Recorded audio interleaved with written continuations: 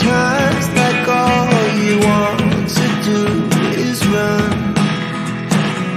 But hear me out, hear me out. If all the things you never show, there are the things I want you to know. Secrets start in your heart to slow. But if you don't wanna tell me now, I guess I'll never know. Losing almost all my energy. It's getting hard to talk to you, and I'm the only one who speaks. It's all the things you never show. There are the things I want you to know. Secrets start in your heart to slow. But if you don't wanna tell me now, I guess I'll never know. Okay, hey guys, welcome to the live. So we were running late. Travis and Charmaine are still expected to join here on there. So thank you guys for coming in and watching today. Miss you guys. And so tonight is like a special treat because, like I said, we're gonna have Charmaine and Travis on, and it's been a minute. Ivy's here tonight. Turbo is normally in the chat, and Turbo is here for the first time. And I know that her and Aspen have been doing a ton of collaboration together and doing a lot of work on the Delphi, including going to Delphi. And then there's of course me. I'm just here for what? I'll say looks. I'll have an ego and just say I'm just here for the looks. No, just kidding. I'm just here for There the you go. compliments. Yeah, no. Great. I know that you guys are definitely been paying a lot more attention than I have. You know, I know that stuff keeps coming out, and today is no different than any other day in Delphi stuff. So let's just Yeah. quickly say hello to the chat. So hello, chat. Like I said, thank you. Don't forget to hit that like button on there. We'll just quickly. There's not a lot of people. There's like 20 people in at the moment. So, you know, obviously that's 20,000 in my eyes. Absolutely. I know it feels like it. Sharon Parker, of course, number one, and Maud with Ben. Those two are always faithful to the channel and such great mods. Just love it. Okay, so thank you guys. Hi, Miranda. Hi, Phil Bond. And let's see. Hi, Susie. Okay. So, anyways, so again, Aspen. You know what, Aspen? Let's just kind of do this. Kate and Turbo as well, and Ivy as well. Let's just go through quickly. Aspen, you have a channel yourself called Aspen Connor. Just for anyone that's ever watching this again, just tell people a little bit about yourself and your social media. My name is Aspen, and I have been following the Delphi case for like almost 8 years now. I guess 3 years on YouTube, along with Sunny. And my socials are all Aspen Connor. Yeah, yeah. So he, of course, has his channel over there, and we'll get into. I'll ask you the question in a second. And what about you, Turbo? Well, I have been on the Delphi case since February 17th, 2017. And the reason why I started looking at it was because I have been following along for Lyric, Cook Morrissey, and Elizabeth Collins out of Evansdale, Iowa since 2012. And I have been a sleuth at Web Sleuths. Is where I spent the majority of my time. I came on social media in around 2022. So I have a small channel, Turbo Time, and I just dabble. I'm not a YouTuber. I'm a researcher at heart. Conversation I like to allowed. read documents and stay behind the scenes, but Aspen's dragged me into it. No, just kidding. That's We correct. yeah, swore I would never do live.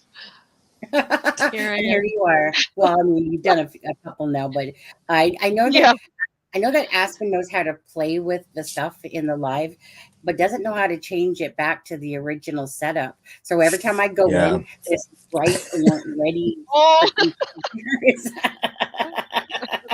so I prepared myself today. I seen down below that there was a part two. And I was like, I bet you any money he didn't change back the settings. Totally forgot. But yeah, and so I'm so very grateful, Turbo, for you joining us tonight. I asked, of course, Aspen if you could join tonight because I know that you've done so much work and with this case, so much time and effort. So honestly, now that you've done a few lives, are you feeling like really comfortable with it? Because I know you typically hide behind the scenes. yeah. I've only done a few. Aspen and I have been doing the pre-recorded Yeah, sessions, so I think this is my third actual live. So yeah. yeah, So are you it's been good. enjoying it? Yeah, like so, Yeah, it's been good. yeah. Because sometimes people are a little apprehensive, and then once they've done a live, they're like, "Hey, that's not so bad," you know. You know. Yeah, the one on Ruckus's channel was stressful because my audio wasn't working, but I think Oh, everything's just fine yeah, now. that's yeah, yeah. Yeah, Well, yeah. it's a pleasure, honestly, to have you up Thanks here for tonight. having me. No, thanks for joining. Is more the thing there, but yeah, um, like I said, you're always in the chat part, so it's just really great to have you up here for the first time on this channel. And then there's Ivy Rose. Hello, Ivy Rose. Hello. Um, Just do the gist about yourself as well. I don't have a channel. Sometimes I think about making one, but I never do. But if it ever happens, I will let you guys know. And I'm not really active on social media very much outside of YouTube. And I've been following this case for not since the very beginning, but not long after. Probably either the end of 2017 or the beginning of 2018, maybe. Mm. So it's been a long time. And besides that, I used to be very into true crime and following lots of cases. I don't have that many I follow right now, but I'm sure I'll get back into it eventually. Hmm. Thank you guys. And for me, 2020, after this, well, before the Suzanne Morphew case again, is where I found out, about Delphi. Like I said, I never expected to be in true crime because I do really hate the feelings that go with it. That the victims, it just, my heart hurts so badly when I always think my head always jumps forward when I've heard of a death. My head always jumps forward to the family, that now have to process this, that their child or a family member has just died and stuff like that. So, like, even as I'm saying that, in my heart just instantly I get the flutters in it because it's horrific. So I don't really enjoy the true crime space per se.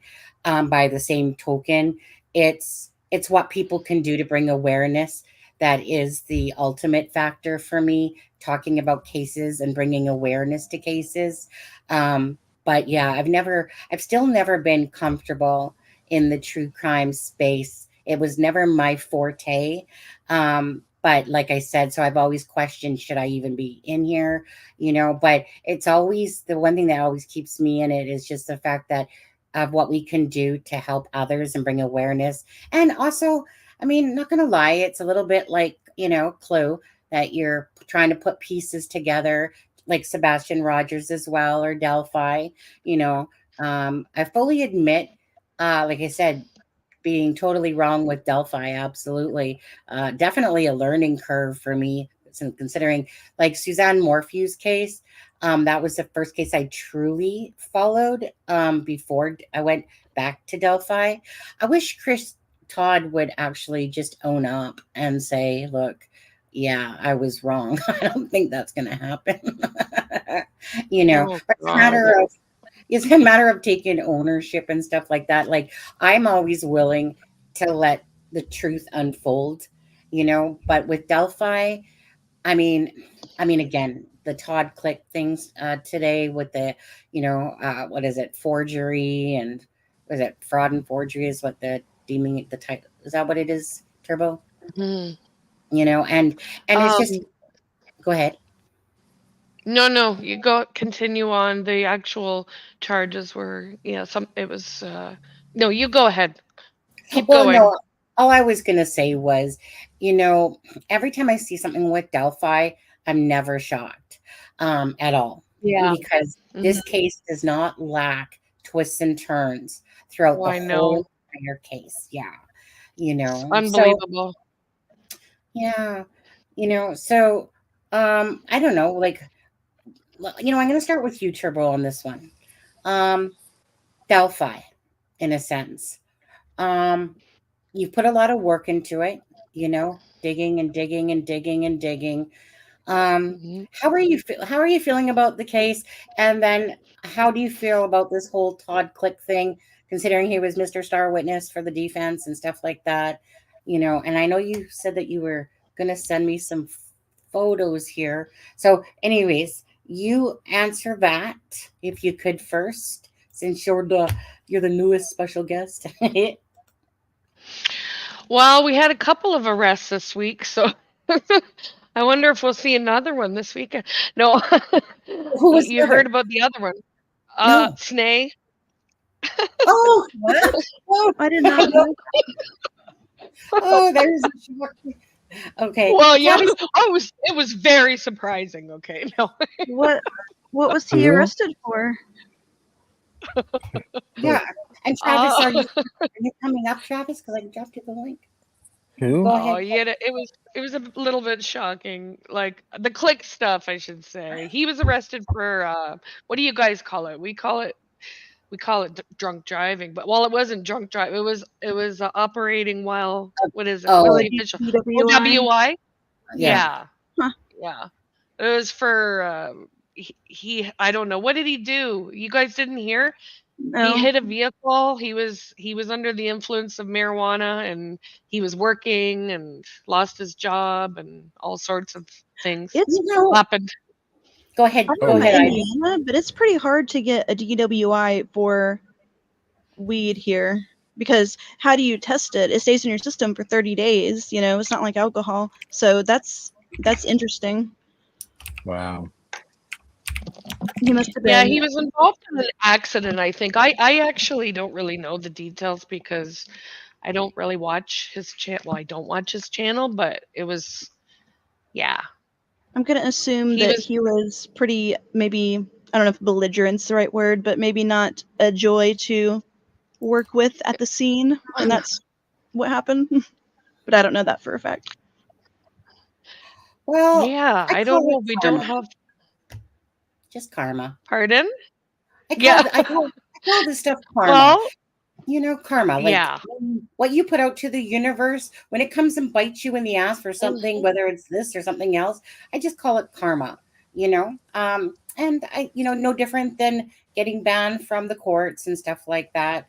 It's just, like I said, you do the crime, you do the time, you put out shit to the universe, and then when it comes back to bite you in the ass, don't whine about it, you know. Right. Yeah. Guess he's not banned from every courthouse. Oh. Uh, yeah, Miranda Lee says he smoked weed and drove his work truck and hit a lady. Indiana is strict. So I think his brother-in-law bailed him out. I don't Yeah. know. Wonder when Details are he's gonna pay sketchy. him Wow. Good. back. Well, good luck. Good luck to him. That's a Uh, heavy order there. Yeah. yeah, well, he did have a new job driving, apparently, so I guess he doesn't have that anymore. It's Hmm. some sort of a driver. Yeah. Yeah. So, as far as Click goes, it was a little bit shocking. Yeah, Murder Sheet put that out this morning. They did a podcast on it. Now, the stuff for his case was sealed until they actually put him into custody, which happened yesterday. But the PCA was signed on September 26th for Todd Click. And they took him into custody yesterday, and he's still there without bond, although his defense attorney requested a bond hearing or what have you. But he goes first thing on Monday at 9 a.m. I have to pull up the name of the county. I think it's Ripley County. Ripley County, Superior I believe. Court. Yeah. Yeah. And he had charged. Yep. Did I hear somewhere that his defense attorney is the same one that offered up their office space for Elvis Field's sister to be depositioned? Yeah, I heard that too, actually. I don't Elvis know. Fields and Joyce Moffat. Yeah, same attorney is listed, I believe. Yeah. It's Barada. I don't know who offered their Yeah. office. Yeah. Yep. Barada Jr. Yeah, I'd have to pull up the. So what do you guys think about this new, like, okay, so obviously, like, the prosecutors must have been looking at all this, right? Like pulling up anything that they could find. I'm assuming. Which prosecutors? Like Nicholas McClelland, because like I know in an article there that I was reading after the fact, it says that Special Judge Francis Gull approved Carroll County Prosecutor Nicholas McClelland motion Thursday to get Rushville Police Chief Todd Click's personal records to discover if Click had any issues that might impeach his credibility as a witness for the Delphi murders. That was April 23rd. Okay, well, on April 11th is when the Indiana Department of Child Services they actually gave a complaint to the Indiana Office of the Inspector General. So that the April 11th was when this was in this whole thing started for, which is probably why that came out then for Nicholas McClelland to look into his right. Well, yeah. That's a good question on the timing of all that. I didn't pull anything up for that, so that's a good point. But Click hasn't been employed. He resigned on March 2nd. Yeah. So Turbo, I was trying to think of the exact question I had before we got on here, about the Brady. Giglio? Mm-hmm. Yes, and because there was like rumors that he had some I guess wrongdoing or whatever you want to call that, complaints or something against him when he was a police. I never Right. knew if that was substantiated or things that people had heard. So there was it gets a little, there's nothing ever been officially put out regarding that. But if you do a bit of digging, you'll see that there was a pastor named Gary Evans that was falsely accused of a bunch of sexual allegations for minors. And it was a huge case there out of Rushville. And Right. he actually put in a Evans versus Shaver et al. is where the plaintiff Gary Evans, who was acquitted very quickly, but he spent months in prison over these false allegations. And the defendants on the civil case were Todd Click, Craig Tucker, Alex Shaver, the city of Rushville. So that was all filed September 9th, 2021. It was a civil litigation there. Yep. And I do think. And he retired in December of 2021. Yeah, the timing, exactly. Yeah, you have the picture there of him. In May, he was celebrating, Sonny, if you look at that colored photo I sent you, Okay. In May of 2021, Todd Click was celebrating 20 years as an officer. And then in September, you have the civil litigation for Pastor Gary Evans that had happened a few years prior. And then by December, he was done. Todd Click was no longer at that police department. So I do think if there's anything for him, there's a lot of information on this. Can't just sum it up on this live. Is But that civil case over? Yes, pardon they me? settled. They settled?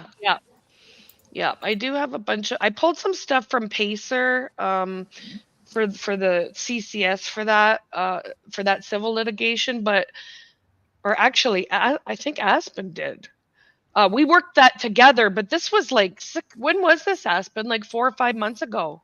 Yeah, and like I said, Quite you a, know, we like, couldn't confirm that there was actually any Brady Giglio violation or anything. So that's why, you know, there was definitely so, there was definitely something that would make you think that if there's something there, that's what it would be. for sure. Yeah. There's a lot. So yeah, I am gonna actually. I have a bunch of research that I was gonna try to put together in a video this weekend. So might get some further information out on that. But Sunny, I can send you some things for reading if you're interested Yeah. or whatever. Yeah. But I've sent Great. you some of the stuff there. Yeah, I see that. Yeah. I wonder what the minimum years for retirement is for full retirement. Because if it, say, for example, if it was 20 I think it and was then 20. something like that happened and he was like, I don't want to deal with this. I just hit my 20. I'm just going to resign and retire. If it was 25, then I would imagine if you can have a full retirement at 25 and you've already worked 20 years, something pretty big would have to happen for Well, you especially, to do it I early. mean, it was it's interesting too that he left the position he had for a job that paid a third of the salary. I was going to say, like, I don't want to make any, I'm going to have a lot of, I guess we'll call them assumptions for my opinions on his DCES case. And one Yeah. of those things that may not be right, but it's just my assumption, you have to be like pretty hard up for money and such to go from being a police officer to that position. Those usually like CPS and stuff like that, except for certain people who like went to school for that and that's just like what they enjoy and are passionate about, it is so hard for them to keep positions filled. Right. And they're overworked. Well, it was in his family as well. Like his father was police chief. He was the assistant police chief. It was, I think, I can't remember. Aspen was his grandfather as well. Like there was a long Um, history there in law enforcement. I know he It's was at been a least while second since I looked generation. at that. I know he was at Yeah, least second generation, possibly third. Like I said, right. yeah, it's been a long time since I've looked at all that. That's some pressure on its own. And he did run to be the sheriff as well in an election in between In there. He had 2016, I think. Yeah, something like that. Yep, in around that time frame. Um, he made some kind of big arrests. The Indianapolis the mayor's son, Joe Hogsett, he was arrested for marijuana possession and other drug related offenses by by Todd Click. So he had a lot of stuff going on there. So I think there's something a little off with his sudden retirement after celebrate. That's my take. And Tell me I what. don't know. I hope it comes out, especially with these new charges, because what happened with that pastor, if there's been things untoward, in that civil litigation, they settled, but that involved a lot of children and a lot of false accusations against that pastor, and he tried to commit suicide over those charges. He That's was married horrible. more than 50 years. he was acquitted very, very quickly. I forget, it was like hours. In hours he was acquitted.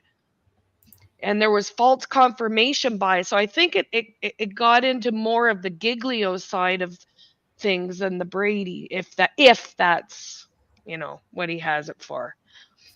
There's a certain procedure to get that out, get that information confirmed, and I haven't done it.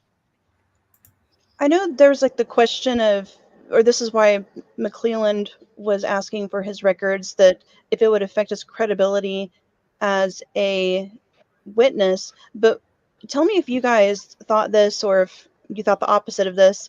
I always thought for as much importance as the defense put on Click, even though he was a witness like once or twice, I didn't think they used him as much as you would expect, considering how much they talked about him like in their filings, and how much of their filings like were kind of depended on the information that came from him. Yeah, he wasn't too happy after what day did he go on, Aspen? Day 2? Yeah.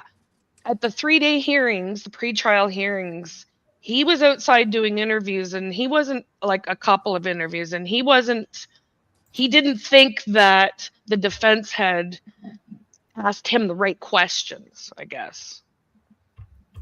But Right. they asked him what he, I mean, at the end of it all, his testimony was the same as Murphy's. Not one of those 6 men could be, they've never found any evidence of tying them to the crime. So, I mean, what else could he say? Like, I mean, they all got to the same conclusion there on that. He wasn't That's on the stand very long. He was Certainly not. not No. compared to Fort Wayne. Fort Wayne, he was on, oh my gosh, Baldwin had him on for, I don't know, an hour and a half, I think. Wow.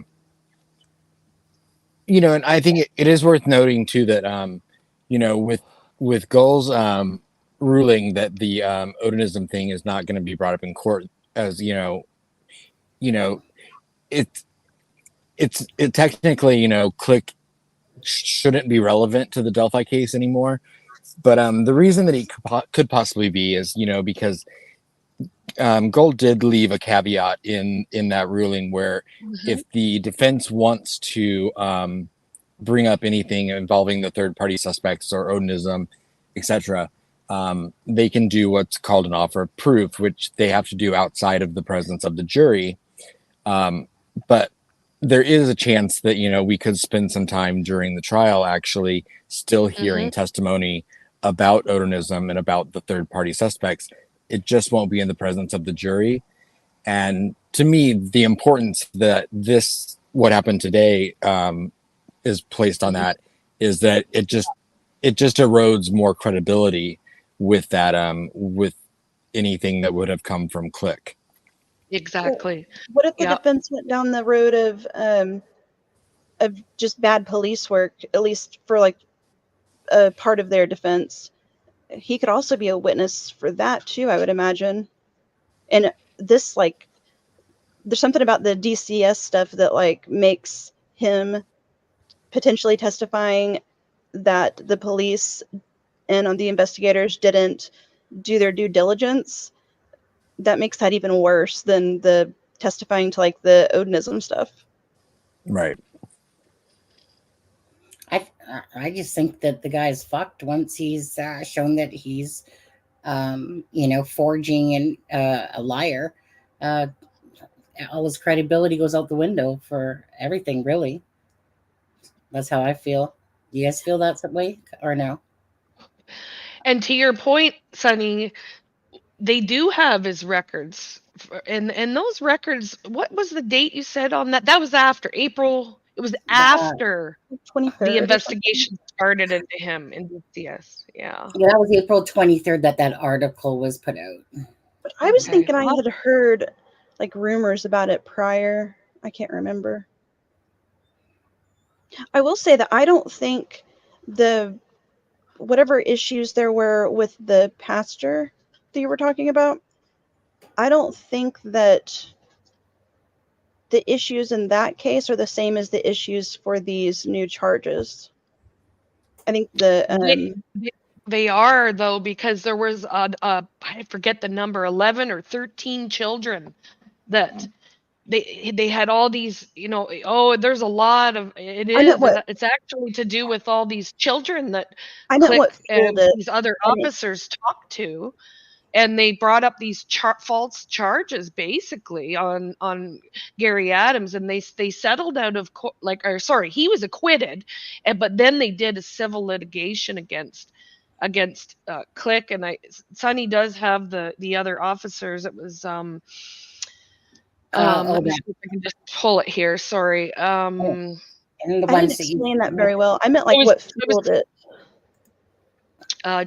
the chief of police, Craig Tucker, assistant chief Todd Click, and detective sergeant Alex Shaver, and the city of Rushville were the named people in that civil litigation. But they did settle. There's all kinds of documents on that. And then, like I said, a few months later, he was no longer on that police force. He retired. Yeah. Yeah, there it is. So, but there's a lot of details on that. It's really quite awful what happened to that pastor. It's awful. It There sounds are a like lot of the stuff yeah. there was, whether for whatever reason they did it, like there was purposeful, I don't know, whether they thought it was that he was definitely guilty, but they just couldn't find the right evidence to do it the correct way, so they decided to like fudge things a little bit. It seems like there was like that, I don't know how else to describe it besides like purposeful, like there was intent behind that. To me, with the DCS stuff, and this, I don't have any evidence to back this up besides my own opinion and working in that area. And by area, I mean like that, like DHS, CPS type stuff, not area like Indiana. But I have a feeling that the foraging and all that stuff was to cover his ass because he was behind and just didn't do the work. And he had probably a supervisor or like somebody saying like, here's your list, you got to get this stuff done. And he wasn't getting it done. So he did that so he wouldn't have to actually go do those things. I think it was more to Right. cover his ass, not to. Maybe because he was too busy focused on the Delphi case. Maybe. Well, right here it says that Todd Click, what does it say on this one? Todd Click is a hero for doing this in the name of justice. Just Right. What was 40 that? minutes. The jury took 40 minutes to acquit Pastor Gary Evans when that went to trial. And that's There's on a lot of kid's sex crime. I mean, that already has its own bias towards the jury. He had a huge binder of all these. There's a lot of stuff with these children that they were involved with, and it's quite bad. And I don't want to speak. I haven't read it for about 4 or 5 months and watched all the videos and things, but it's with these new charges, I'm definitely going back and looking at it again because it's quite revealing, really. Yeah. It's scary. At least he was acquitted because there's True. most That's people in true. prison are guilty, but there are still Right. too many people who aren't. And he wasn't successful in taking his life, which he tried to do. I mean, it was yeah, look it up if you have any Even interest if in you're that because it was acquitted, really quite bad. even if you're acquitted, then you still, no matter what, you still have it hanging over your head. Exactly. Yeah. And I mean, especially when you're in a position of being a pastor and Mhm. you're being accused of, SA against children. Mhm. Mhm. Yeah, it's a terrible situation. So I was surprised that he was arrested on these new charges for DCS and the forgery and the 5 different families that, I mean, they didn't even get the visits that they required. The children were, they said they made a statement there in the PCA that they didn't think that the children had been specifically put at risk because that he hadn't done his job. Like the very last paragraph, the officer, Michael Lepper, who is a special agent for the Indiana Office of the Inspector General, says, while I have no information that his complete disregard for DCS policy and children's safety caused any actual harm, these crimes put at least 5 Ripley County families and 11 children in danger because he failed to perform his duties as he was trained. So it's not good. Yeah, there you have it. Yeah. I haven't read through all of this, but I read about a page and a half, and It literally is the same thing Same. almost every family that he did these things. Yeah. He filed all these false things. He forged the signatures of the parents and said, one had a FaceTime call and one had visits to the home that he didn't do and whatnot. It went a little bit more than, So what do you think him was having a heavy caseload or something. Like, I mean, it's do you weird. think it was sheer laziness? Like just sheer laziness of not like to literally just make it up and then to classify it like he did it and stuff like that. What do you think? What do you think his reason was? Just sheer laziness of, just laziness. I don't know what else to. What else? I mean, I would think that if he's guilty of these charges, I would think that it's probably something along the lines of like what Ivy's saying, was saying about getting behind in his workload, and just cutting corners to catch up. Yeah. Pretty shitty thing to do. So I mean, oh, sorry, go on. I was just gonna say, but there are people already alleging that these 5 families were all forced to make these allegations to frame Click as part of some corruption. Oh my god. Yeah, whatever. And they're honestly going with that argument, at least on social media. So of course, because social media has to have that twist. Godspeed. Yeah. Nothing can just. Are they arguing that the allegations are incorrect? Yes, 100%. Are that they're attempting to discredit Click for the Delphi trial? So. It's Nick and Holman and probably Judge Gall. I mean, I don't know. It doesn't make any sense to me, any of that. It's not that nonsense. Yeah. The things that they're alleging are there's going to be plenty of paper trails. I mean, no matter what, you can argue that all the paper trails and all the evidence was made up, but it's not one of those things where there's not that like very clear, like in the system where he would upload that stuff, that there's going to be a timestamp. There's going to be like the scan. There's going to be where he logged into the computer. There's going to be the picture of the signature. There's going to be all sorts of paper trail type things. Absolutely. Yeah. Phone records of him there would be phone records of him calling the families. Yes. For sure. Yeah. Of course, right. Yeah, there will be. Yep. It's one of those things when you do something, you probably are thinking you're not going to get caught. It's probably seem nominal until it becomes something big. One of those things. Yes. Because he started in, I think, June, and I was trying to think of the timeline. Of course, I don't know how their stuff exactly works, but he probably went through like training or what's it called? Like the orientation. He probably did orientation. Then he did like some training. And then typically with jobs like that, after you get done with training, they give you like a smaller caseload and you start doing like the actual job. And then after a little bit, they give you the regular caseload. Once you start the regular caseload, then you're still given a little bit of like leeway if you get behind. But by December, I'm guessing that would have been the point where he had the regular caseload and they were like, listen, dude, you've had 6 months now, get it together. And it was also during the holidays where you have time off, but a lot of places, even when you have time off, like they don't seem to calculate that in the things you have to do.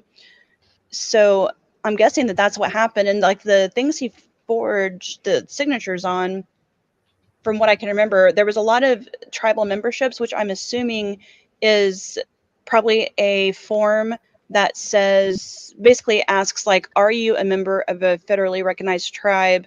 Yes or no? Because if they are, then they have to send that case to the tribal, the ICWA, basically, the tribal child welfare. The state can't do it. So you have to have that signed to say, no, we're not part of a tribe. And in his mind, like you were saying, Sonny, it was probably like, this doesn't really matter. I know they're not native. I'm just going to get this done. Yeah. Because I think everything was from like late December, right before Christmas, to like mid-February. So I think that's probably what happened. So like Caesar said, so is this facing any prison time, or is it just going to be probably like They're misdemeanors. So Well, as that was far a as the felony. is it? I thought they were misdemeanors if I remember on the charging. Felony 6 on the one. Oh, it was okay. I apologize then. Yeah. I think that's the lowest felony, though.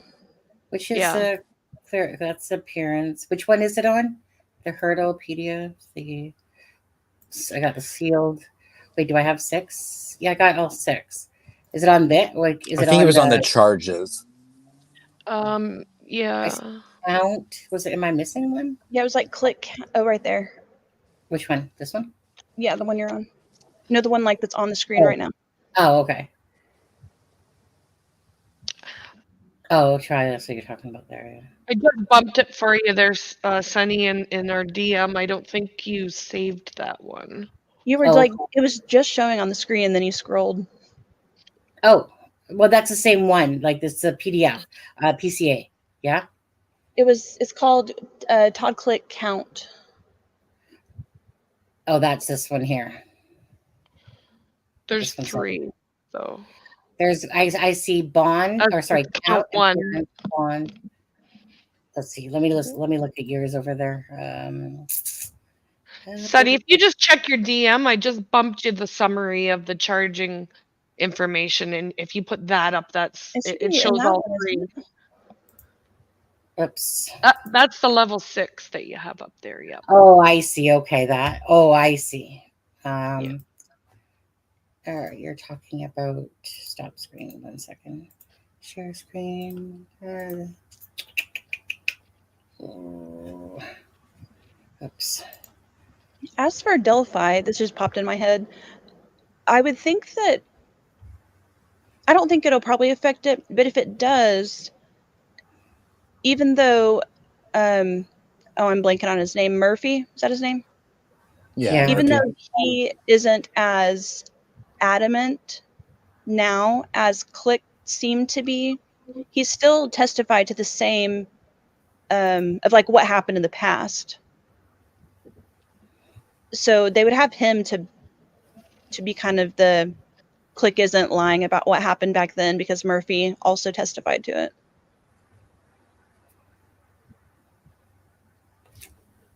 Oh, okay. Right. Well, so what do you like? How big of an impact do you think this is all going to have on the case? Nominal, pretty huge. I don't think very much, but I don't think very much. Like I said, I think the only way that it does is if they really go in it with the offer of proof. I think they're just going to have to readjust their strategy with that if they do, and because I do think that it takes away from Click's credibility if he is guilty of these charges.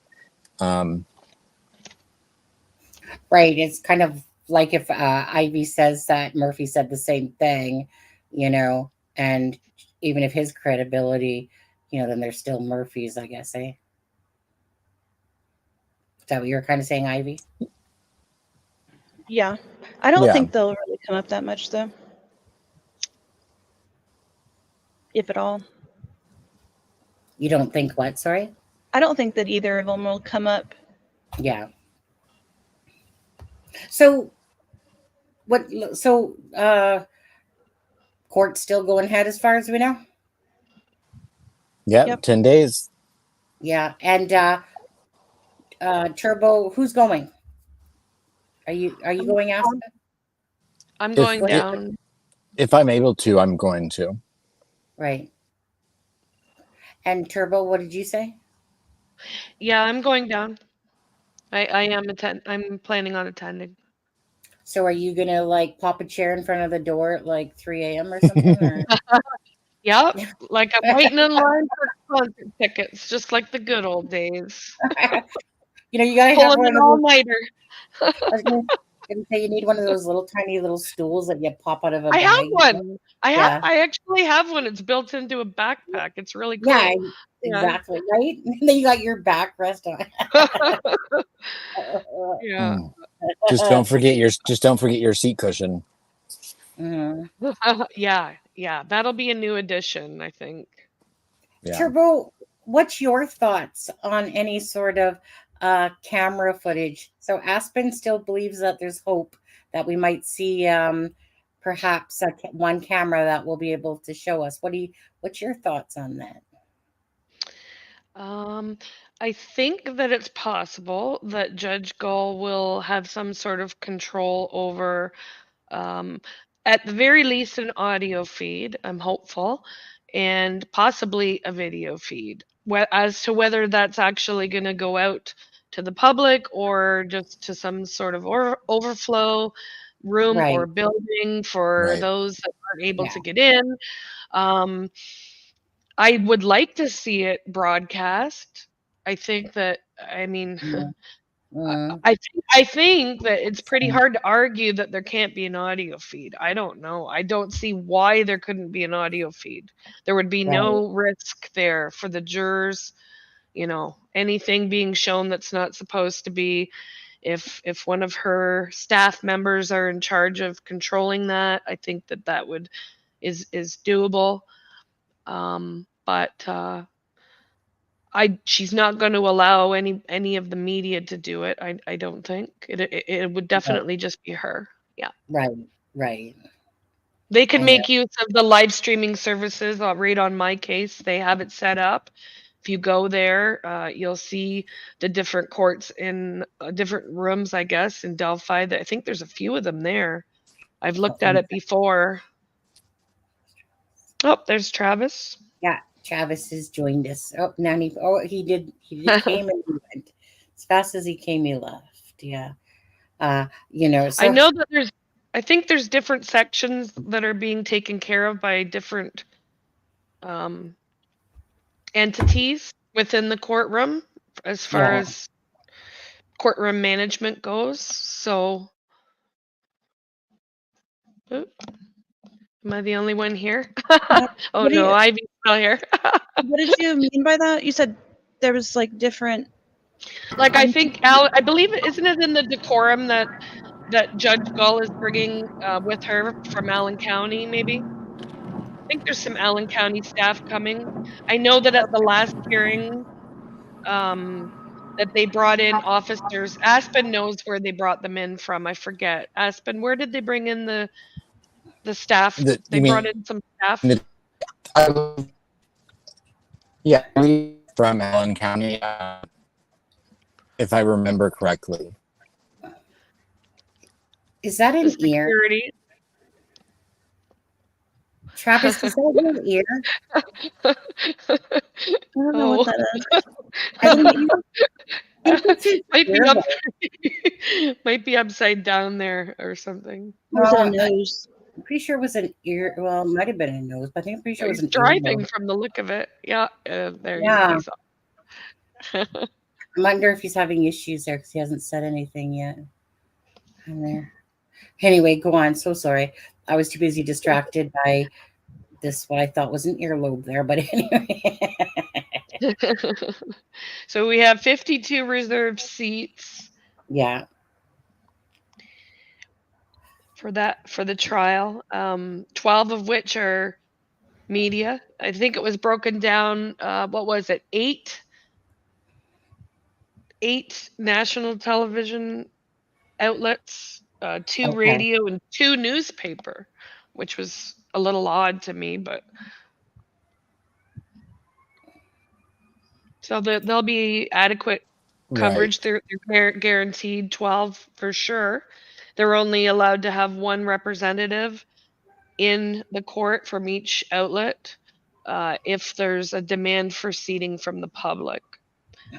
So any Right. of the media outlets that send more than 1 person they're not guaranteed, to have a second person in there.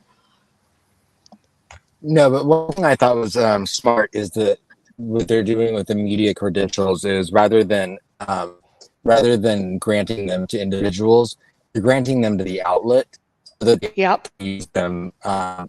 So let's say, for example, Wish TV is 3 people. Um, you know, all 3 of those people may be able to get at different times, just not at the same time. Your volume, your thing there, your mic or something it's not horrible, but it's going a little wonky. You guys hear it as Mine? well? Yeah. But Yeah. hold on. Yeah, we'll see if it does it more still, and if so, then just go out and come back in. Let me just see something. Travis, can you hear us? Nope. Sounds good to me. Keep going. Hey, Travis. Travis, let me ask you. Well, you're driving apparently. Eh? Where you going? First of all.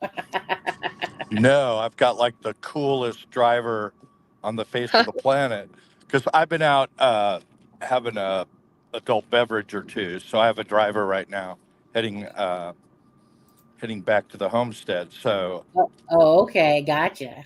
I can do whatever. I could do math problems. I could do anything you need. What do you got? Did you have any drinkies tonight? I'm One or having two. One or two. yeah, I'm having Malibu. Yeah, Malibu. Malibu. Yeah. But there he comes back. But anyways, yeah. Um Travis, what do you think about this whole click thing that come out about him, being charged with arrested and charged for forgery and whatever it said there. Forgery. What was the term? Anyways, Crazy, huh? I mean, well, yeah, I mean, just another could it twist and turn. could it get more twisted or interesting? Well, so it's gonna make things quite interesting for either side to call them at trial. But um, if you've been arrested, charged, but not convicted, then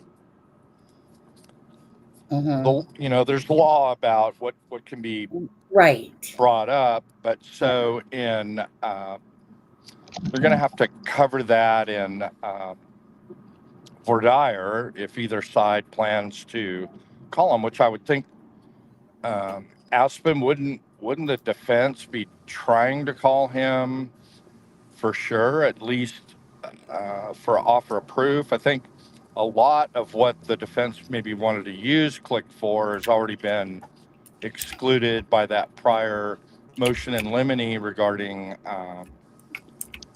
Delphi and all of those subject matters. And the judge said defense can call those witnesses to present an offer of proof. But, if he was going to be excluded, limited anyway, the offer of proof's really not going to matter. But, Right. Right. as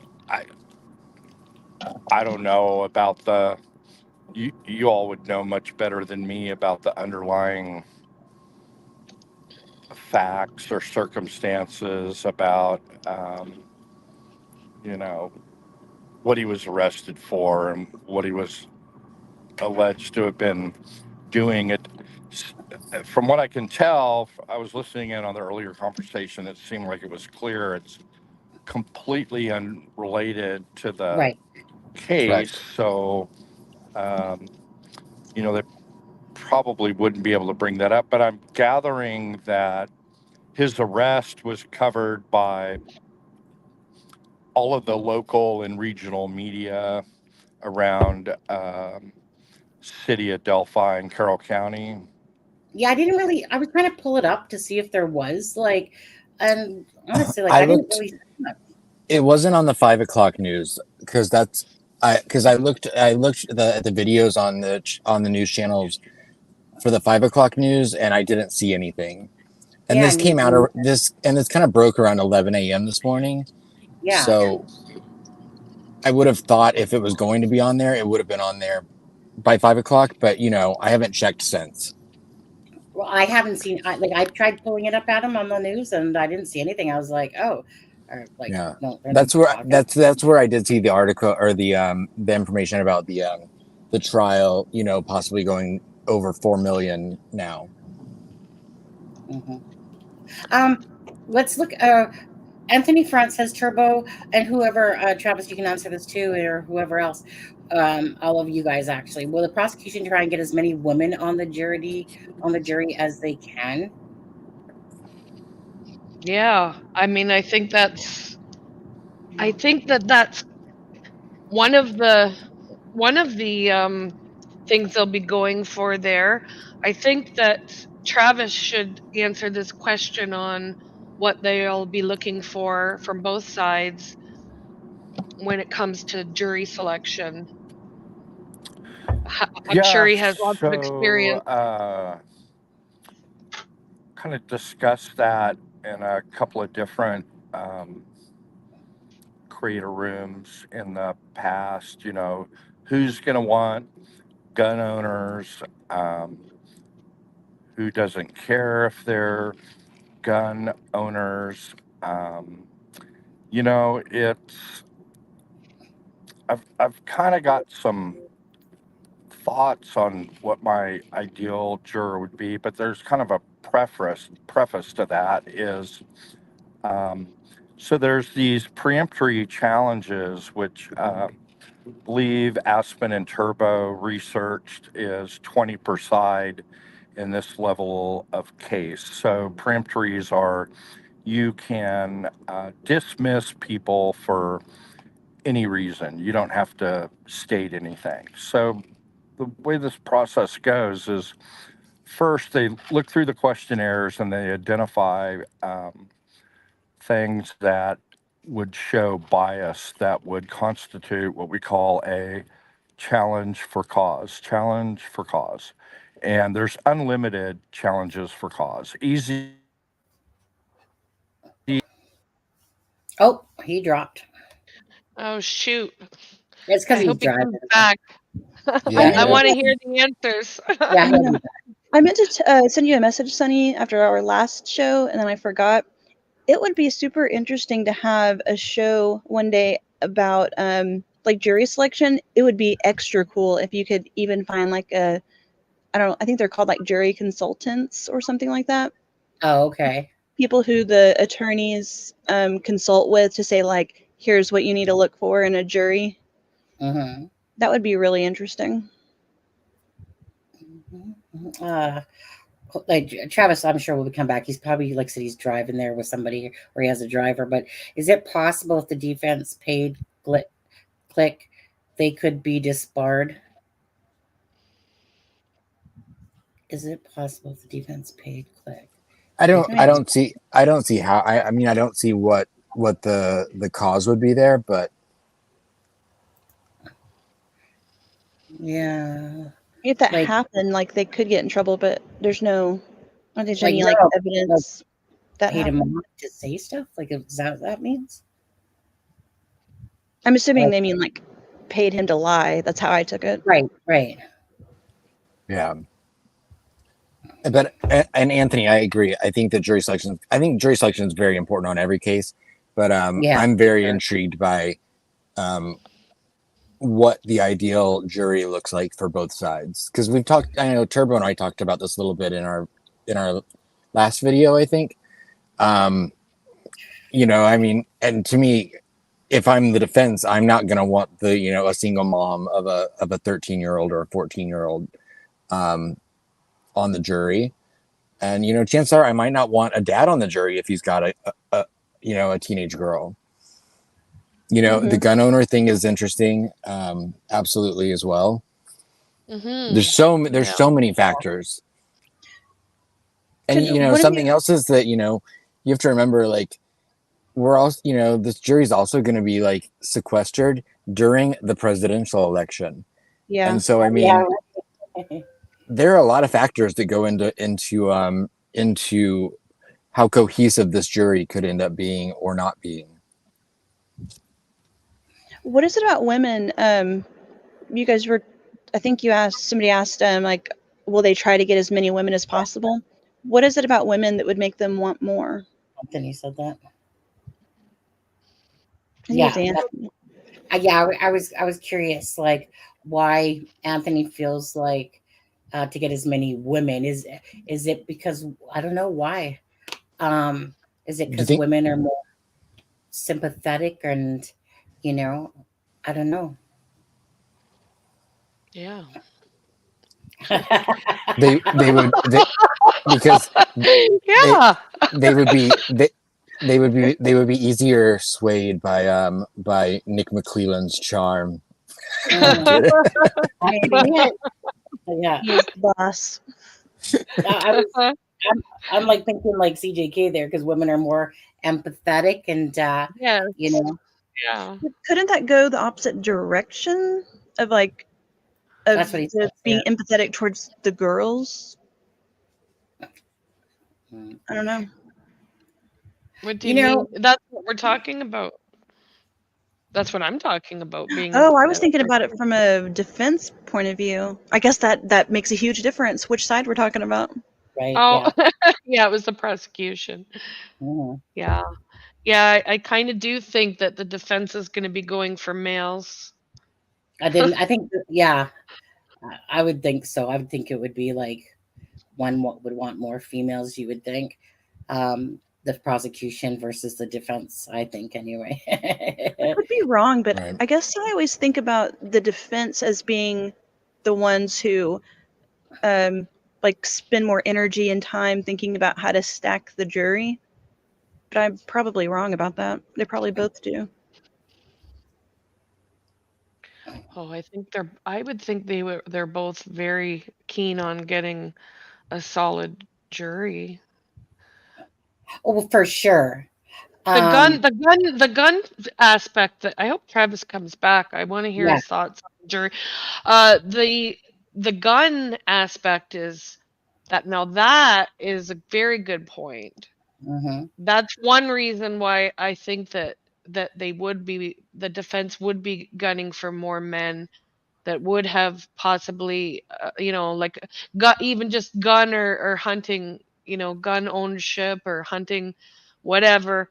The more that they would understand about that, the more that they could potentially convince on the technicalities with the ballistic evidence and whatnot for the round and That's a good point. striation marks. There's Anna. Hey, Anna. Too many women would be a disaster for the defense. The girls took a walk and became victims.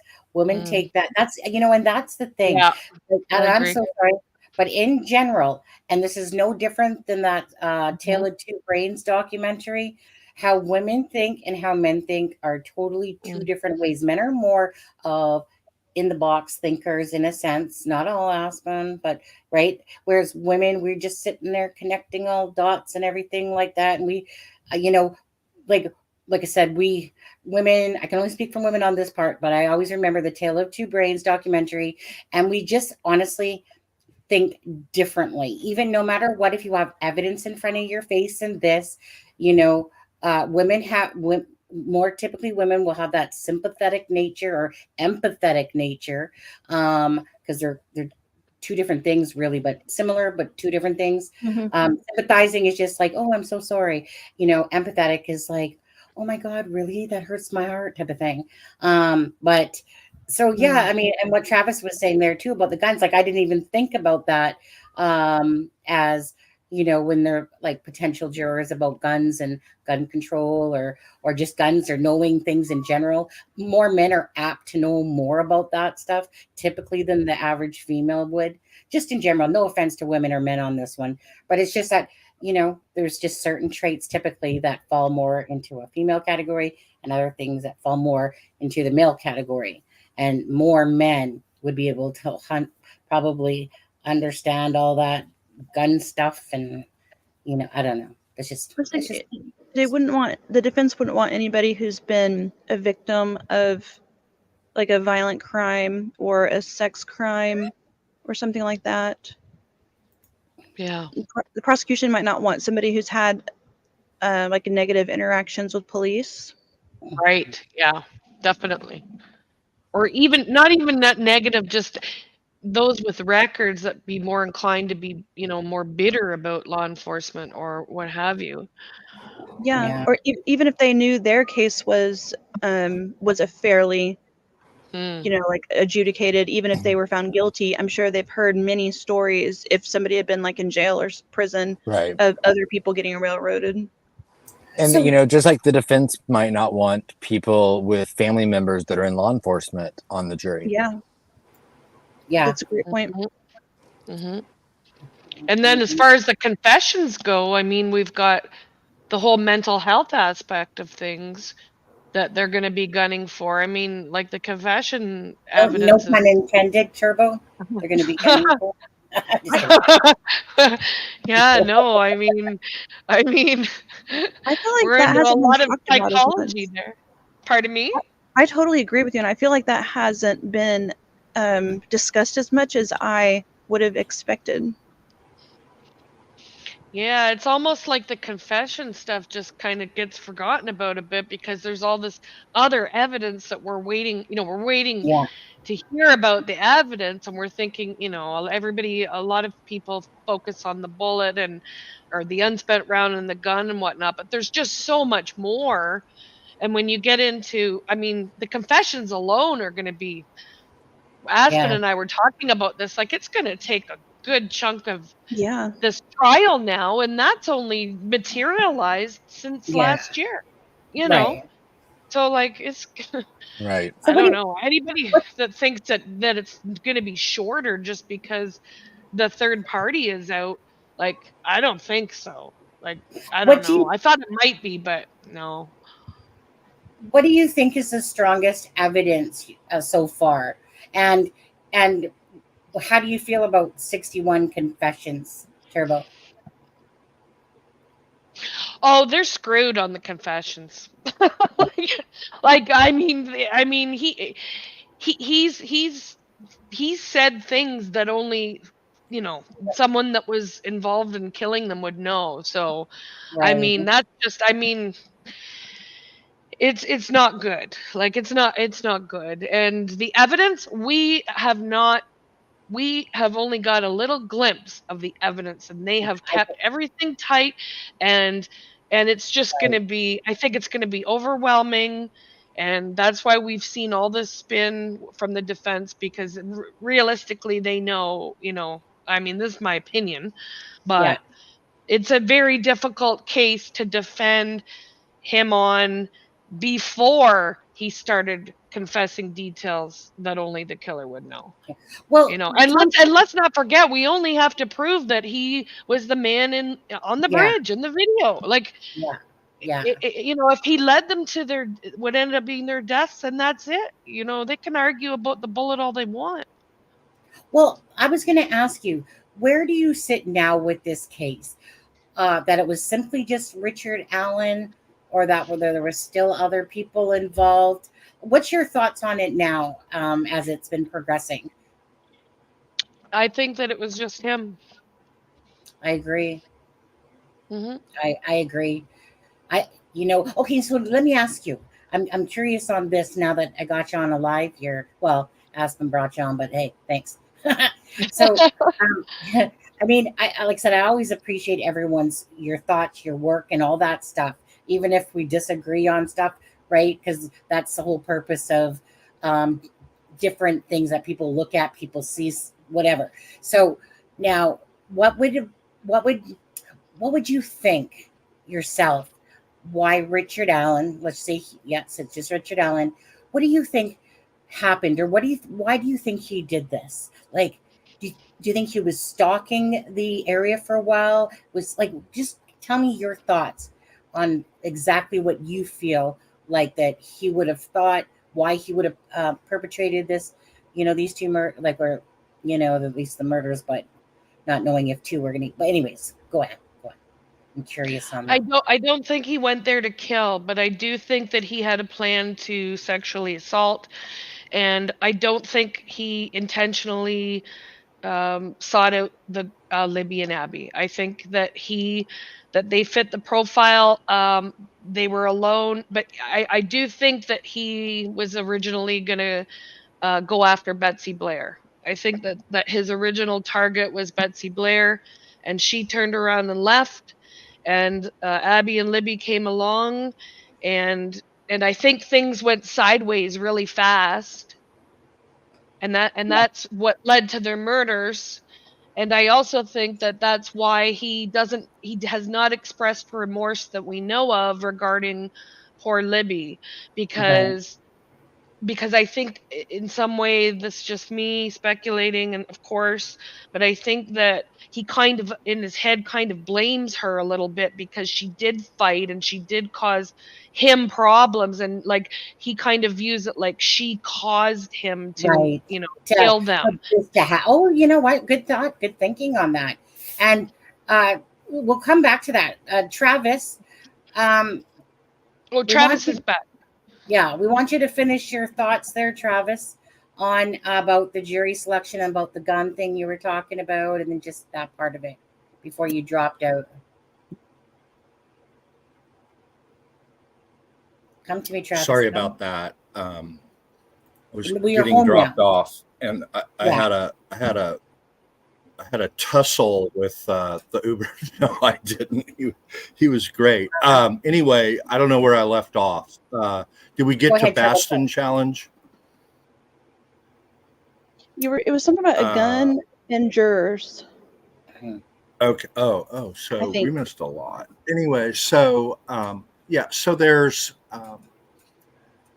challenges for cause, and there's unlimited challenges for cause on each side. And on a case like this, and those can be automatic if the potential juror is related to one of the attorneys, the prosecutors or defense attorneys related to the judge, maybe closely related to one of the key witnesses. They're out automatically. And then, but where most of the challenges for cause are going to be are if they've heard or read anything about the case, which even in Allen County, I would suspect that a vast majority, 80% or more, will have heard something about the case in the local media. And then that's not an automatic disqualification for cause. The follow-up question, and it's covered in the jury questionnaire. Most of the focus of the jury questionnaire is what they've heard or read in the media about it, and if they've formed an opinion. If you've formed an opinion, and are you leaning for one side or the other? Don't tell me who you're leaning for, but based on what you've read or heard, have you formed an opinion and you're leaning for one side or the other? And then the key questions are, even if you're told that you need to put all of that aside and view things with a fresh mind, are you going to have difficulty doing that based on what you've heard or read already? And if they have, then they should be excused for cause. That's where most of them are going to come from. Do you have anything to ask you guys And for that? Oh, go ahead. Sorry. why not? But Aspen and Turbo did a really good analysis of this a few days ago in a premiere on Aspen, 20 preemptories per side, and preemptory challenges are, you don't have to state a reason. It can be for any reason, except under this case called Baston, Baston,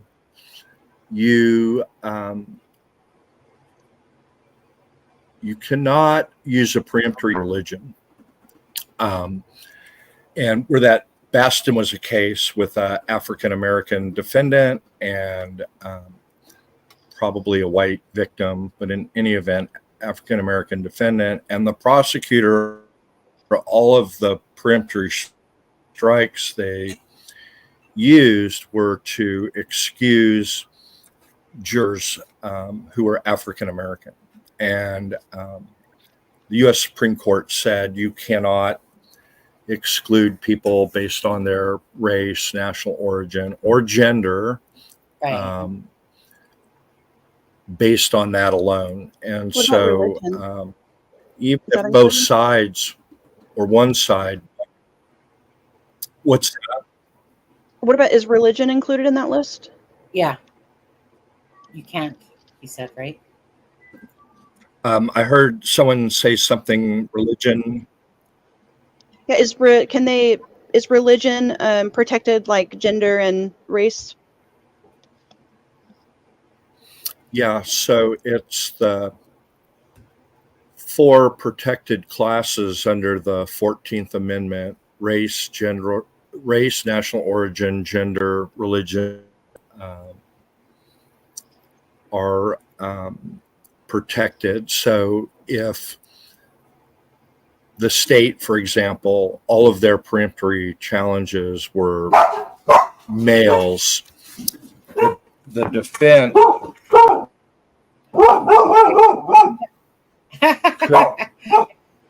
There's your doggies. challenge and say, Judge, we want the state to articulate.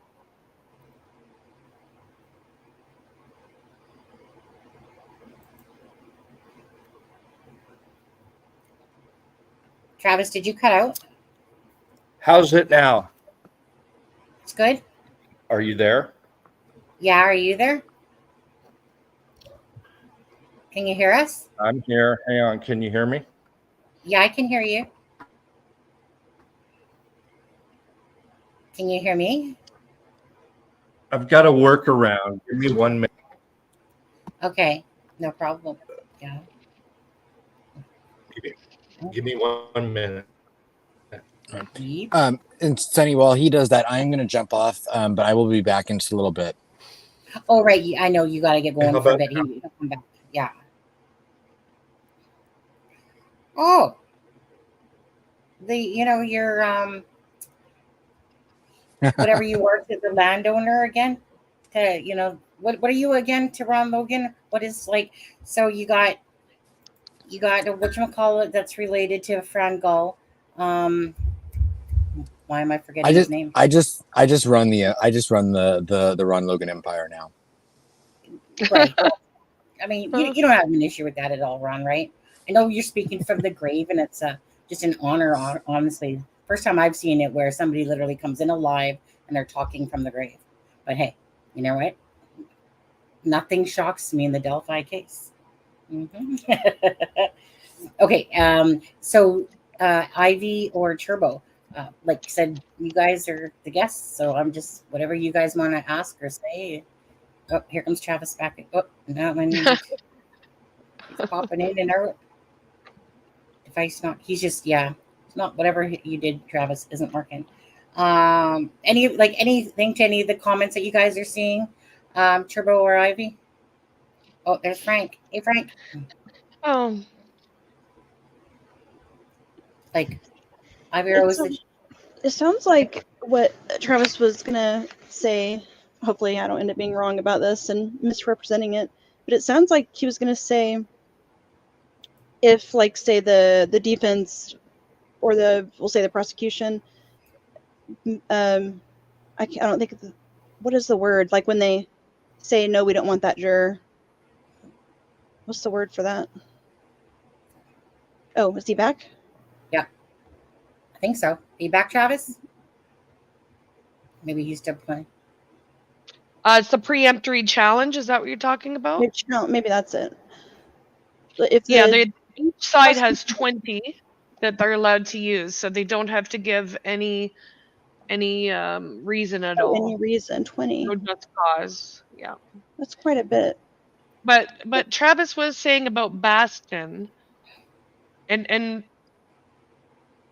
I was a bit confused on that with the religion aspect of it. That's what essentially that case.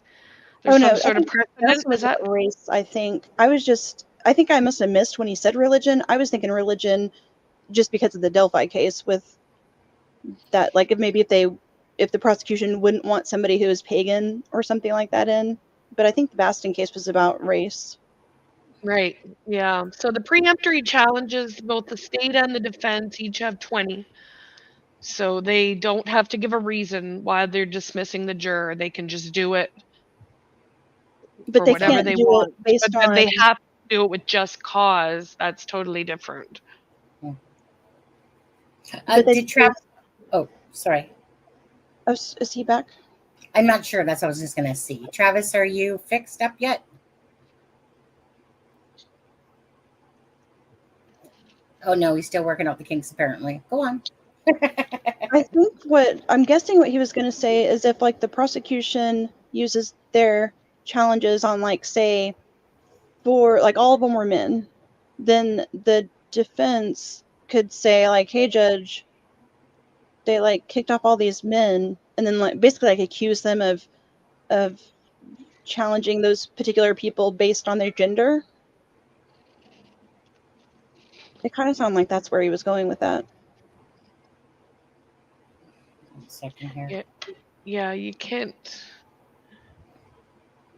To get into the specific, I did send the rules there, but yeah, Anna was it Anna? Yeah, why don't I see it? Wait, hold on. I mean, I see it there, but I don't see it in. Yeah, challenge for cause. Let me just go into the. Is it coming up yet? Yeah, 1 second here. Let me just go to the channel, and then I'll hold that up. Who's that? Was that Travis again? Travis, are you good? Yeah, I think I've solved many of the technical issues, not all of them. Sorry. You sound pretty good. So, okay, what do you want me to follow up on? If you can give us a little list of reasons of challenge for cause. Okay. People are still a bit confused on that. Okay, so challenges for cause, typical ones in this case are going to be that people have read or heard about the case. Oops. Typically in the local media, or regional media, statewide media, and they formed an opinion about the case. That's going to be the major one that's at play here. It could be that they had a bad experience with Carroll County Sheriff's Office, and a family member got arrested and felt that they were treated completely unfairly, and so they couldn't be fair. Anything that they said they could not be fair in the case. So what we typically do is, no one's going to say if, your client is black, for example. No, you don't ask jurors, are you prejudiced against African Americans, people who are black? Because no one is going to say that except in, the most extreme of counties. So you design other questions. For example, you might say, do you know anybody who is prejudiced against people who are African American? Or do you know people who are prejudiced against people who are Jewish or Catholic or um, and you don't ask them if they are, because most people know that um, that's going to evoke a response and they're going to be looked at. And it's just like you don't ask, you know, anybody disagree that the defendant should be presumed innocent. You don't, you ask more deep level questions. So you would ask, for example, do you know anybody, a relative or close friend, who is prejudiced against blacks? And then you try and get those types of questions Mm. in the questionnaire, not where they're answering Right. in front of 59 other people or 29 other people, whatever the group number is. And you see what they say about that. And then if you think that there's a close enough relationship there, then you um, ask the judge, yeah, I want to, I'm going to have some questions for that particular juror um, by themselves. Um, Oh, okay. and they're brought up to the bench, and Hmm. each side asks them questions. And why that's done is because, for example, pretrial publicity, and one side says, yeah, I've been reading about this in the Fort Wayne Gazette, and based on what I've read, I think it's pretty clear what the conclusion should be. And you're hoping you elicit responses that don't pollute the entire panel. Um, Right. and then it's like, okay, and you're fine with that. Thank you for your honest answer. Appreciate your candor. Do you mind if we talk with you a little bit more about that up in front of the judge? Because if jurors see that that juror's excused because they've read or heard about something in the media, paper, news media, and they formed an opinion and they're gone, what's going to happen? Yeah. Typically, um, most will say, "Yeah, I read that in the paper too, and by God, I think he's guilty as sin." And boom, they're off, and then they start going in droves. And Right. That makes sense. so you you know judges typically allow you to go up to the bench one at a time on that. Um, and so those are things that are challenges for cause. Being related to one of the attorneys or a key witness or victim's family member. So, you know, a direct. So, Go ahead. well, sorry, I was just going to ask you then. So the questionnaires that were sent out were very extensive, and a lot of those types of questions are on there. Yep. So, did they weed them out before they even bring them in, or did they just do like a show of hands and then they dismiss, or how? No, no. Unless it's something clear. Um, for example, I can't remember all of the questions, but a common one is, are you a United States citizen? And they say no. That's not even a challenge for cause. That's a qualification. And if it's clear they're not a U.S. citizen, they'll the judge, before it even gets to the attorneys, will ask qualifying questions. You know, anyone here not a U.S. citizen, raise their hands. Okay. And if there's a question about that from either side, that they're saying they're not a U.S. citizen to get out of jury duty, you know, they may follow up on that. A lot of them are frequently they live near county line, which is this is going to be Allen County, and they live right on the county line. And there's some question as to whether they live in Allen County or the county right next door. And that comes up a lot. And yeah, you know, we've been, you know, I pay my property taxes in Allen County, but I vote in next door county. And, you know, those things are automatic disqualifiers. So first they go through the, are you over 18?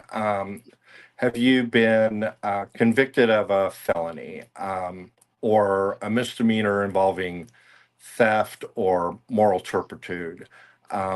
Whatever the automatic disqualifiers may be there. And, you know, if that's the case, then they're removed before the attorneys start their questioning. Then you get to the questionnaires, and no, they're not typically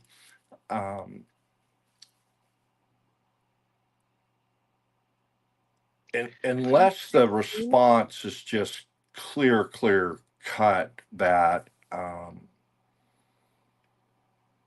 they cannot be fair. The both sides may stipulate, hey, do you see the answer on juror number 7's questionnaire about this? Do you want to agree on that? And so they may agree to remove some before they get to questioning, because typically that person's just like out there and you can see their responses. And it's like neither side wants that person to utter those kinds of things in front of that particular panel. And so no, it's the few disqualifiers based on county you reside in, criminal conviction disqualification, under 18. The judge will weed out those. A judge will typically say, look, based on the answers here, they're not qualified to be on Allen County jury.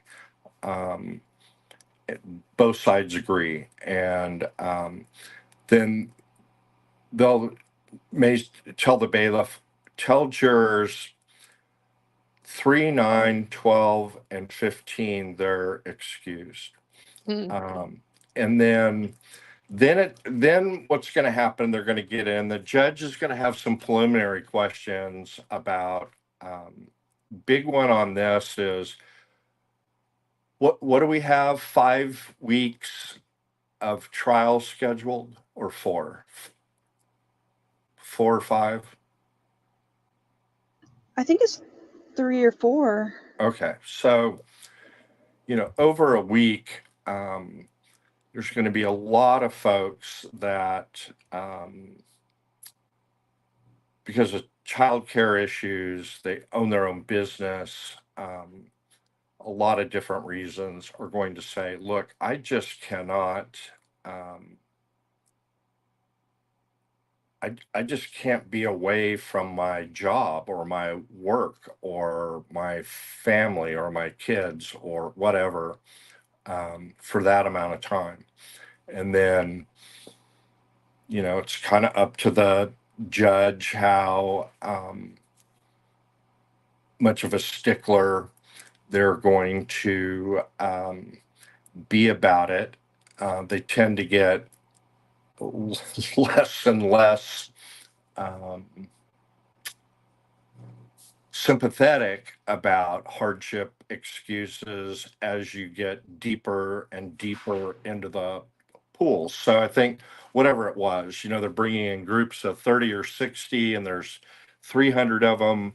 And um, first panel of 30 come in, and 18 are excused for hardship. So you got two. Then you bring in, they don't even have a panel. So you bring in the next 30 and go through that, and maybe 10 are excused there. So you've got 20 from that second panel plus two, and you're just trying to get to a panel of 30 that clear um, hardship because of the length of trial and the standard stuff.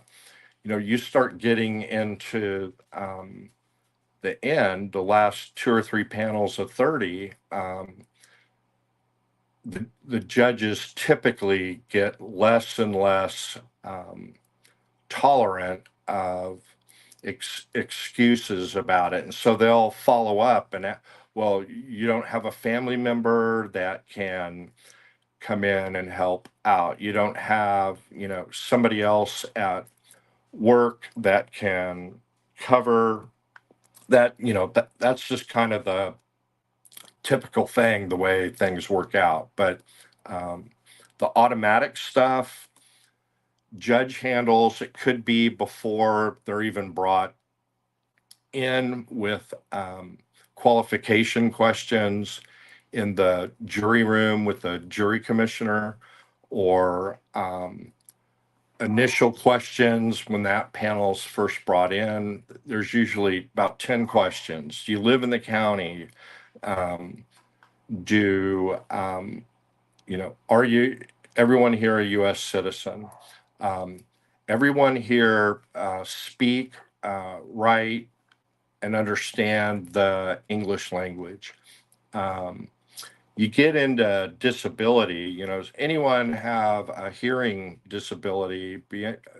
Those things, there's gray areas on, and if someone's is visually impaired, hearing impaired, an automatic exemption, for example, there's an age one that if you're over 70 or over 80, you're automatically exempt at their option. But if they want to be on the jury, they can. But if they want to be automatically opted out, most states have a age cap. If they don't want to be on. Then you get into the questionnaire, and like I said, if there's just something real egregious, typically we go through those and see if we have any stipulations on those, and frequently we do, and we just tell the court, yeah, we've stipulated on these. And sometimes the judge is like, okay, we'll let them know afterwards. Or they may say, yeah, we'll go ahead and excuse them now. There's reasons pro and con for that, but that's generally the basic framework. And then answers in there, if they don't agree on it, then the state goes first. We usually are given like 30 minutes aside or an hour aside. And so based on the show that Aspen and Turbo did. I kind of roughed it out. The amount of time allotted, which I think is 3 days, and the number of and the size of the panels, an hour aside. There's plenty of time, even at an hour aside, for the questioning of the veneer prospective jurors. And with questionnaires, you probably don't even need that much time. You can zero in on things, and then it's like chess, a lot of strategy. So let's say the perfect juror for the state is female between 30 and 50, with children, doesn't work outside the home. I'm just making this stuff as I go along. I haven't even thought it through. But now, if there's Don't worry. 1 sec. what if there's somebody that fits that perfectly? Oh, that's an ideal juror. But man, she said that she read and heard a whole bunch about this case. Um, they are going to strategize on how to try and meet and combat, defeat a challenge for cause. And the same from the defense, that um, they've got the ideal juror, but they've answered a question. Um, they're going to focus on asking them questions that, oh, I see you put in your questionnaire that, but if the judge told you, to be fair and to listen to both sides, you would do that, right? So that's you're kind of rehabilitating them, anticipating the challenge for cause up front, and trying to get them to answer, well, I know you answered on this scaled question the fact that he's been indicted, or he defendant that he must have done something, or that you'd give more credibility to a police officer than a layperson. But if the judge instructed you that you're to give every witness, no matter what their occupation, um, equal weight, you're supposed to judge their credibility the same, regardless of whether they work for the police or not, you could follow that, right? That's one of the ways. You're trying to rehabilitate them before they go in. And so there's really, it's why I've been telling Aspen for months, I hope he went in for jury selection, is because it doesn't get covered well. So, for example, the Karen Reed case, um, there was speculation that there was one attorney on the panel and then two attorneys. And I don't even know if we know at this point for sure. We did get one, the Boston Globe, which is a top tier newspaper, had the numbers on gender and a rough idea about the age, but um, that stuff doesn't matter in a case like that. With that forensic and scientific physics evidence, you want educated people on that jury if you're the defense.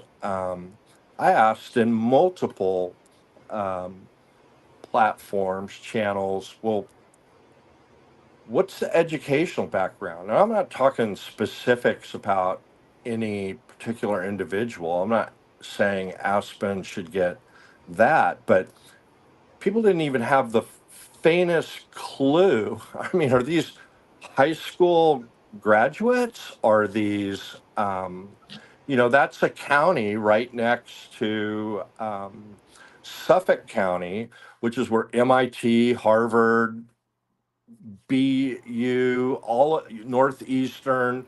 Um, there's a lot of smart people in that county right next door, that probably the average education is I would gather to say probably a master's or above, but no one knew. Some college, what's the average? And, for which was always just really perplexing to me, people trying to pick the brains of this jury, what they were doing, and da da da da. I'm like, you can't even begin to start what this jury is thinking, even with groupthink, without knowing what their education diversity is, what their occupation are. They blue collar workers? Are they white collar worker? Because everybody has built in bias or prejudice. Um, and bias is typically you favor somebody because of an attribute. Prejudice is typically that you disfavor somebody based on an attribute. And we're familiar with, the heinous forms of prejudice that you disfavor somebody because of they are a particular race, religion, national origin, gender. But there's multiple forms of that they're Republican, or they're Democrat, or they, whatever. They live in this part of the county. They went to this high school in the county. There are multiple forms of prejudice, and everybody has it. And whether it's conscious or subconscious, we know that we're based on our life experiences and whatnot, that there are a multitude of things that just cause us to cringe or back away or raise an eyebrow, whatever it may be. And so jury selection, it's not really selection.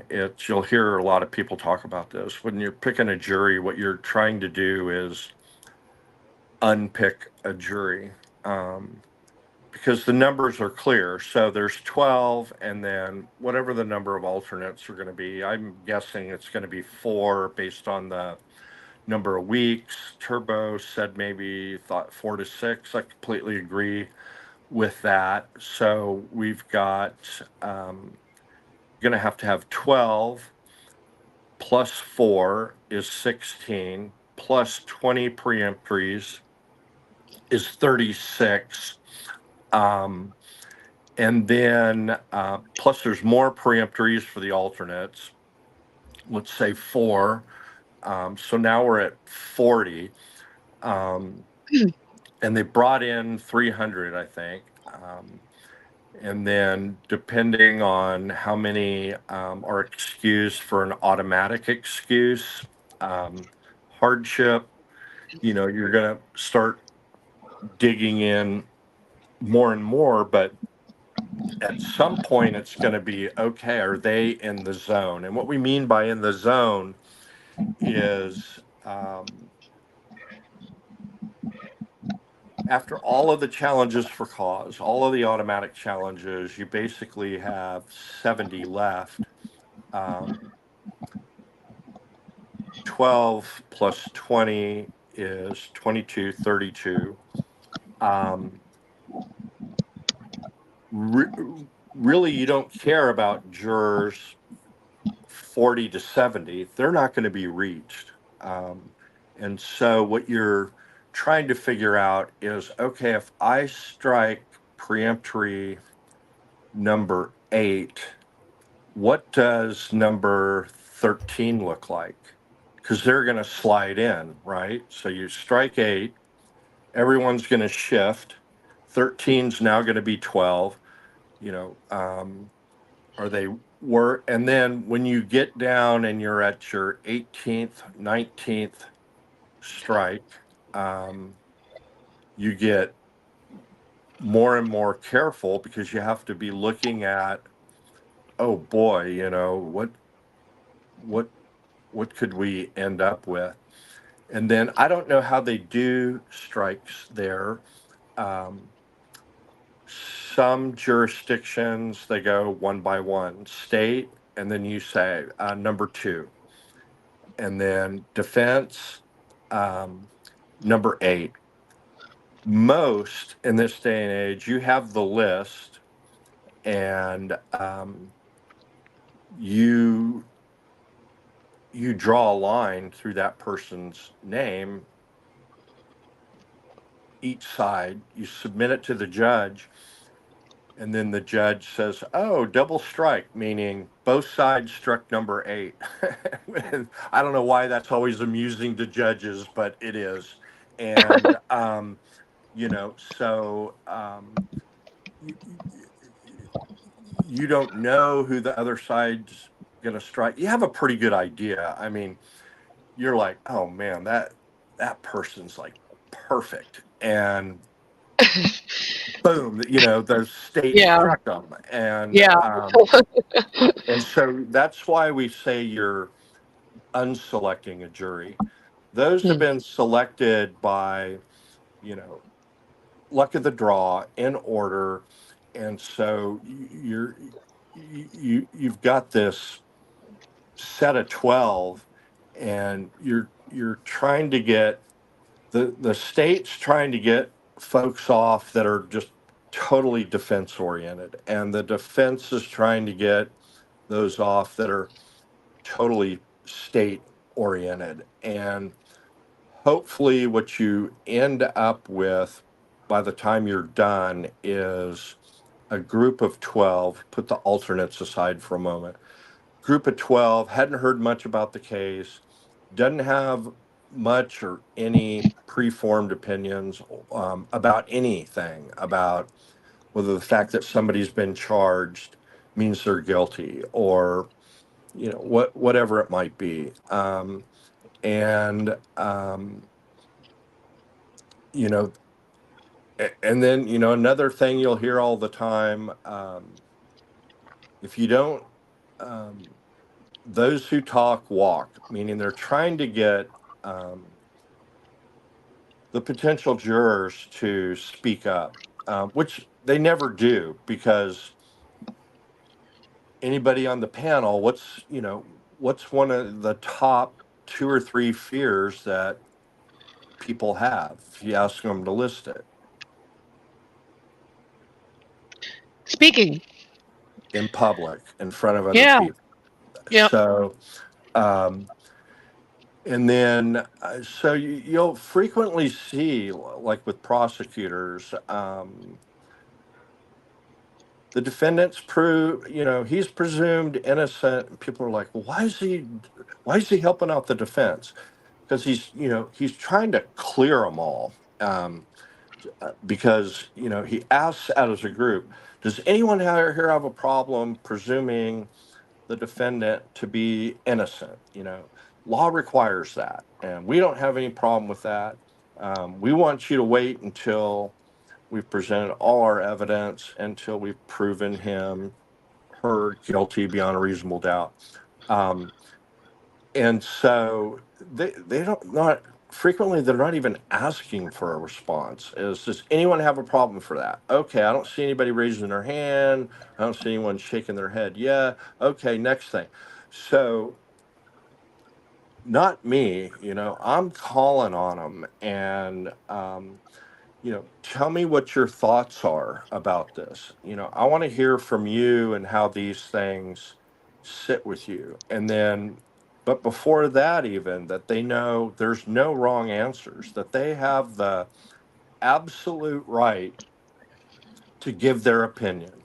And that, for example, no, I don't believe he's innocent.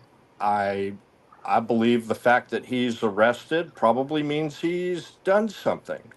And I'll even say, who here is like me thinks, man, this guy's been arrested, and uh, all this publicity, all of these people working on this, who's like me thinks he's probably guilty. And people are aghast. Oh my God, why would you ask these people, but you've got to let them know that it's okay to say, um, no, I don't think he's entitled to the presumption of innocence.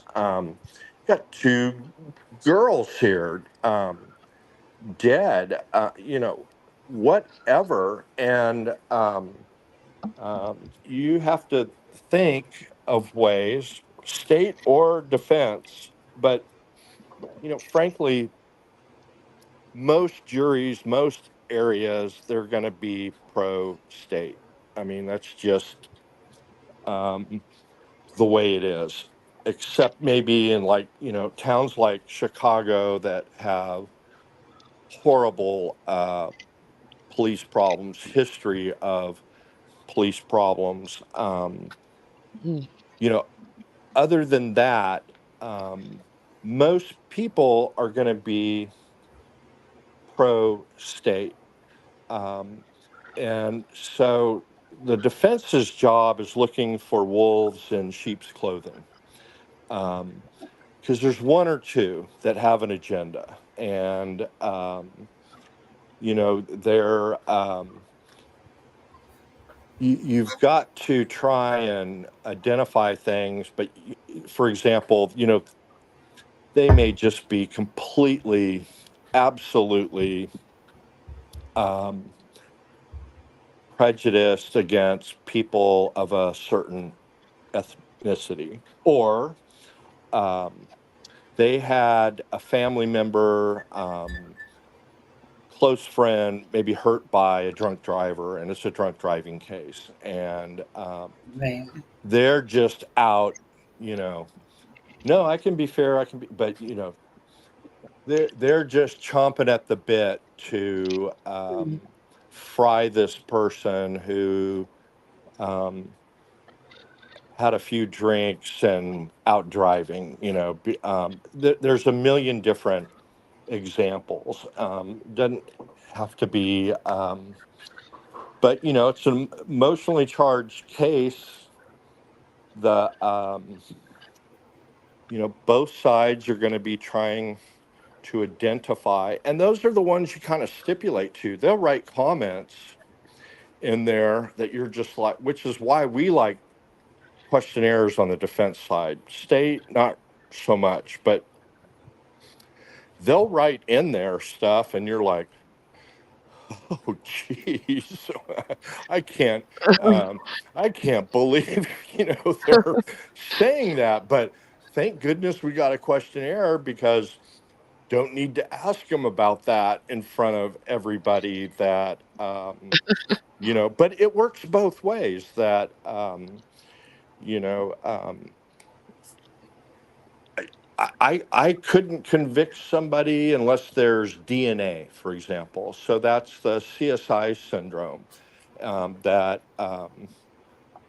prosecutors have been having to address for the last 10 or 15 years. That's Yep. popped up, that they'll ask, okay, especially in younger children, and sexual assault of minor, and they're maybe the victims under 10. um, Most aren't going to have a problem, but there's like one or two.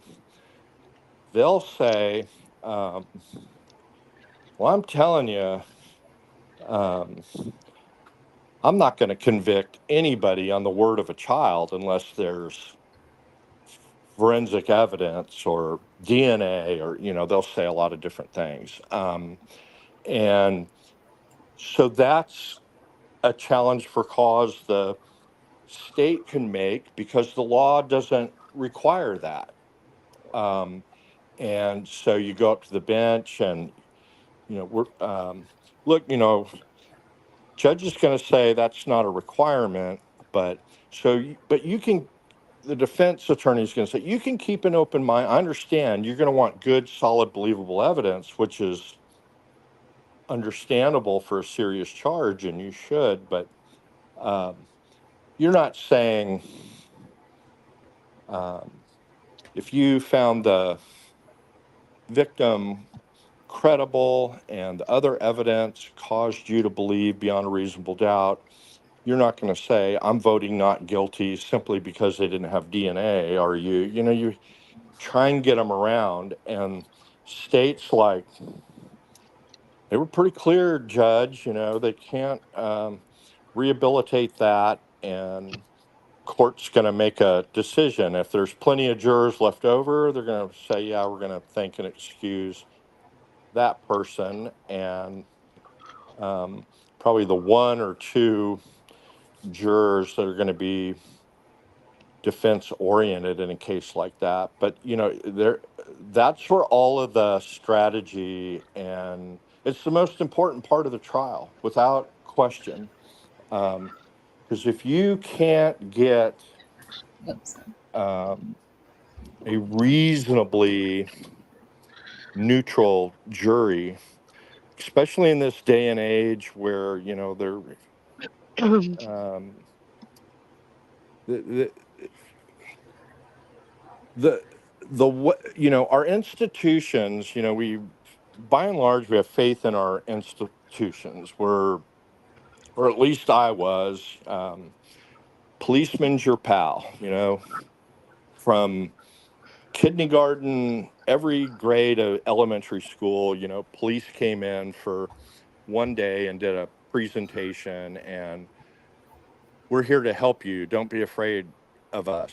So I'm talking in the 60s that um, LAPD was on campaigns trying to, you know, and all through, you know, that these institutions get it right, and they do by and large, you know, most of the time. And then the defense is looking for people that understands that with any human endeavor, I don't care what it is, flying airplanes, heart transplants, law, prosecutions, criminal investigations, any human enterprise, there's a potential for confirmatory bias, tunnel vision,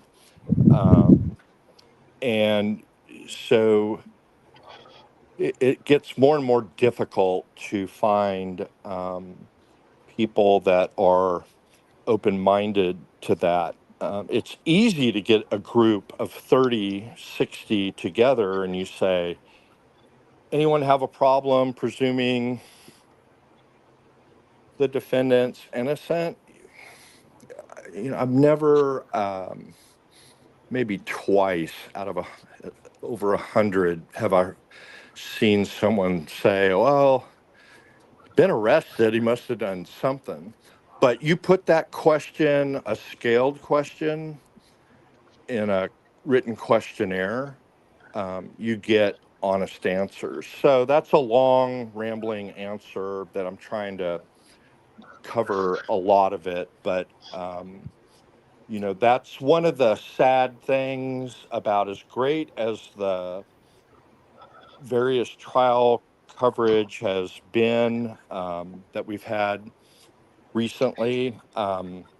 One thing's always lacking is the jury selection, not on specific answers that they give, their name, where they work, anything specific, but just generally, yeah, we've got 6 women, 6 men, um, 9 white, 1 black. Um, we've got 3 blue-collar workers. We've got 7 what engineer, you know, whatever it might be. Um, because if you don't have that basic data in a trial like Karen Reed, for example, um, the testimony of the defense experts compared to the state's experts and people trying to analyze that, I was just like, how could you even say? You know, I mean, if they all have PhDs in physics, yeah, Yeah. I'm getting it. But I'm thinking they don't have science Mm. backgrounds, and because to me, one side was totally outmatched in terms of the science, and it's just perplexing. Um, anyway, that's a whole different rabbit hole, because there was evidence about extrapolation, what her blood alcohol was, and the defense didn't really try and contest that. And so it sat there that hours and hours after um, the incident, um, what her blood was, and then extrapolating back, she was way over the legal limit, and that just kind of sat there. And then so it was easy to see why they said, well, this wasn't intentional, no way, and why they were struggling with other things. But the point is that unless we get Aspen in there for jury selection, um, you know, it's, and you always hear it. So how do you think that sat with the jury? And man, it just drive me up a wall. Oh, How would you know? I mean, um, so for example, we're familiar with different creators and the general makeup of who the typical audience members of. So, for example, this channel, and then maybe another channel, and then another channel. So, I mean, you don't have to have a PhD in psychology or social work or any of those related fields to be able to say, well, how would this go in Sunny's channel? How would this go in Aspen's channel? How would this go in this person's channel? I mean, Turbos. you all could figure that out. But with a jury, hopefully it's a diverse group with all kinds of viewpoints, that open mind. But unless I mean, uh, that's like the stupidest question. How do you think this sat with the jury? Or what do you think they're thinking? Well, I kind of need to know what's their gender, what's their age, um, what's their Like, basic job, and not that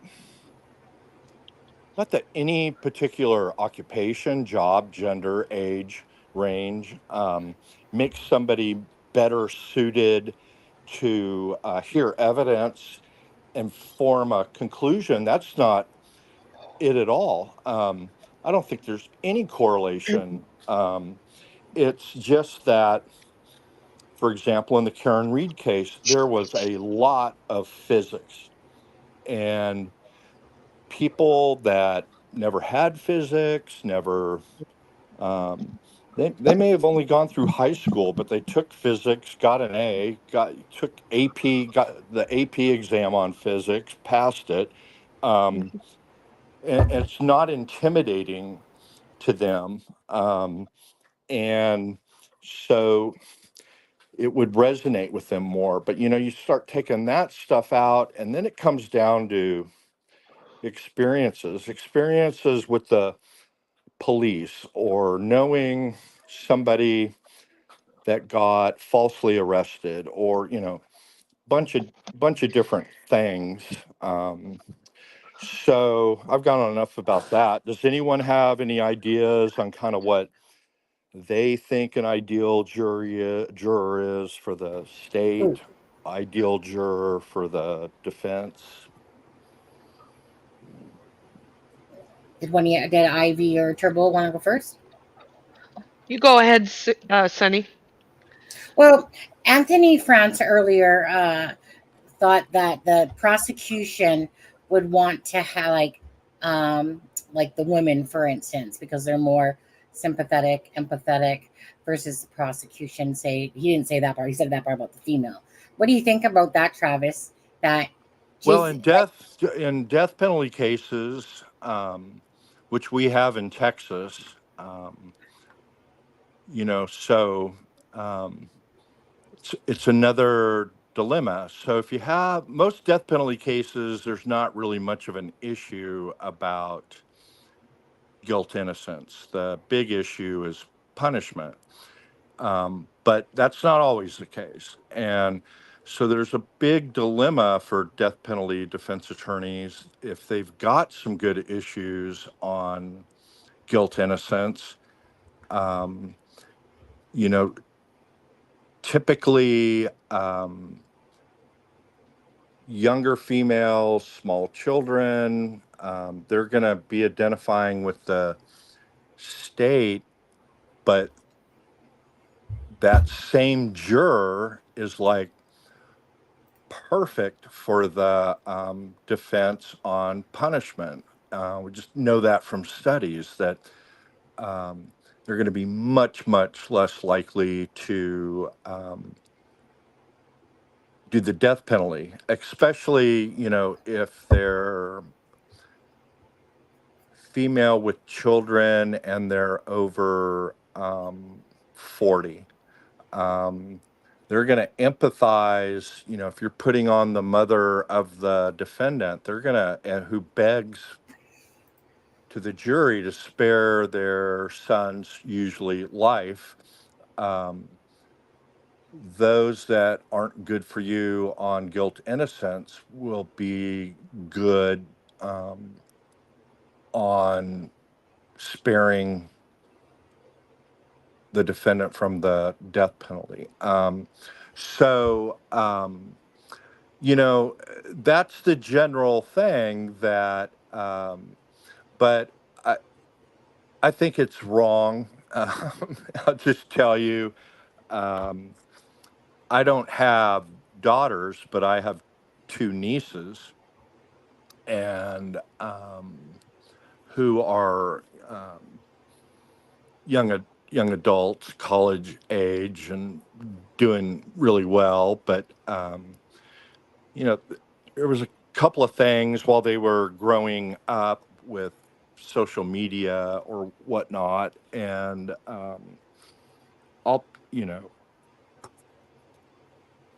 forget this grizzly thing. I would have.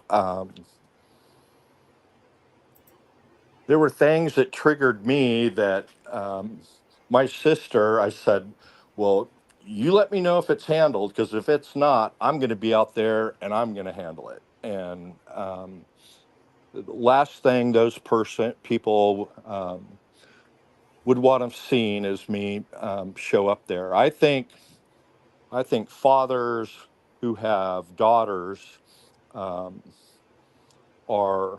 much, much better for the state than moms with kids. Could be wrong on that, could be the same, but the fathers I know with daughters, there's Yeah. a pretty special bond there, and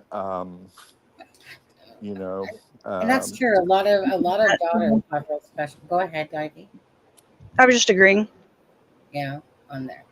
I was gonna say, as a whole, I just think doesn't matter what age, race, or whatever. I think a well balanced jury, that kind of, whether it's white collar, blue collar, this and that. I think that just well balanced, in general, to have a jury. I don't. So let's say I wouldn't want 12 people, like Gail saying, 12 educated people that would be open minded and unbiased. Well, obviously we want open minded and unbiased, but I just think whether young or older, just different people's, like I said, just a well balance. It's kind of like when you're at work and you have to do a team thing or something like that. Or like Turbo today kind of made a comment towards why, say, Richard Allen might have took a personal thing against Libby. Like maybe it's because she fought and it wasn't intended to say necessarily be a murder at the time, more of an S assault type of idea. Anyways, I just think like kind of at work, you have a well balance of thoughts and people's thinking, whether white collar, blue collar, or whatever, because at the end of the day, everyone has experiences with something, and I think that there is a lot of daddy's girls out there in this world for sure. So I'd be torn on that one because mothers, yes, our children, we give birth to them, they come out of our, slingshot there, and you have that bond. But there's a lot of times I'm always like, watch these girls be daddy's girls. So I'd be torn on that, which would be a better preference. But at the end of the day, just a well balanced jury of multiple, like I said, age groups and whatever. But If I anyways, that's my. What if about? I had to pick one, like for victims who are young girls, I think I would definitely go with fathers who have daughters. And I hope I don't offend anybody with this next part. I would almost choose in a case where there was a teen or 20s man who was a defendant, especially if it had to do with like a victim who was a woman.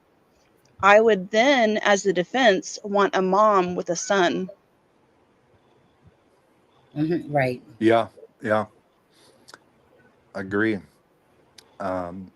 So some of the other things. So what's going to be the big evidence? Well, so from the defense, where you're starting first is the burden of proof, and you have to carefully explain that. There's a number of ways you do that. The difference between probable cause, which is what you need for an arrest, and what the judge needs to bind the person over for trial.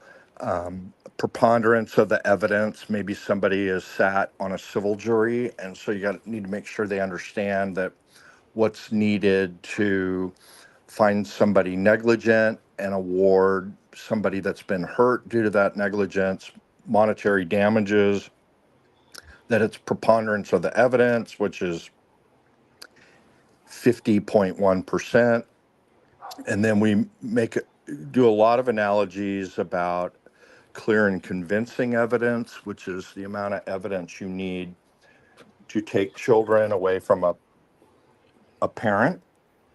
And then what you're trying to show is that this standard for convicting somebody in a criminal case is we'll say things like, this is the highest standard invented by mankind. And, why is this? And people will say what they've heard. Well, person's freedom, but you're trying to get them to commit that they're going to take an oath if they're selected for the jury, saying that they're going to follow that, and that they will hold the state to their burden of proof. So that's the first thing. You're really trying to get people to understand how high that burden is, and numerous examples of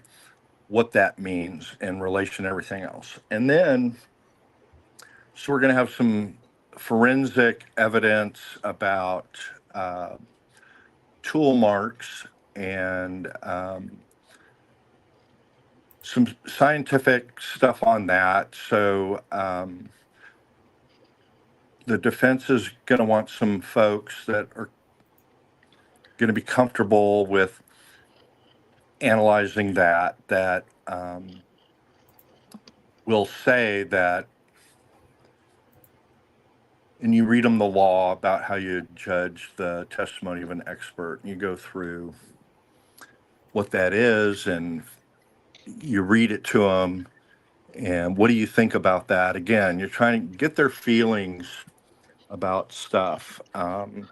Just because they work for the Indiana State Crime Lab, are you going to, automatically believe what they say? Or, has anybody heard of recent reports about the fallibility of some of the forensic sciences?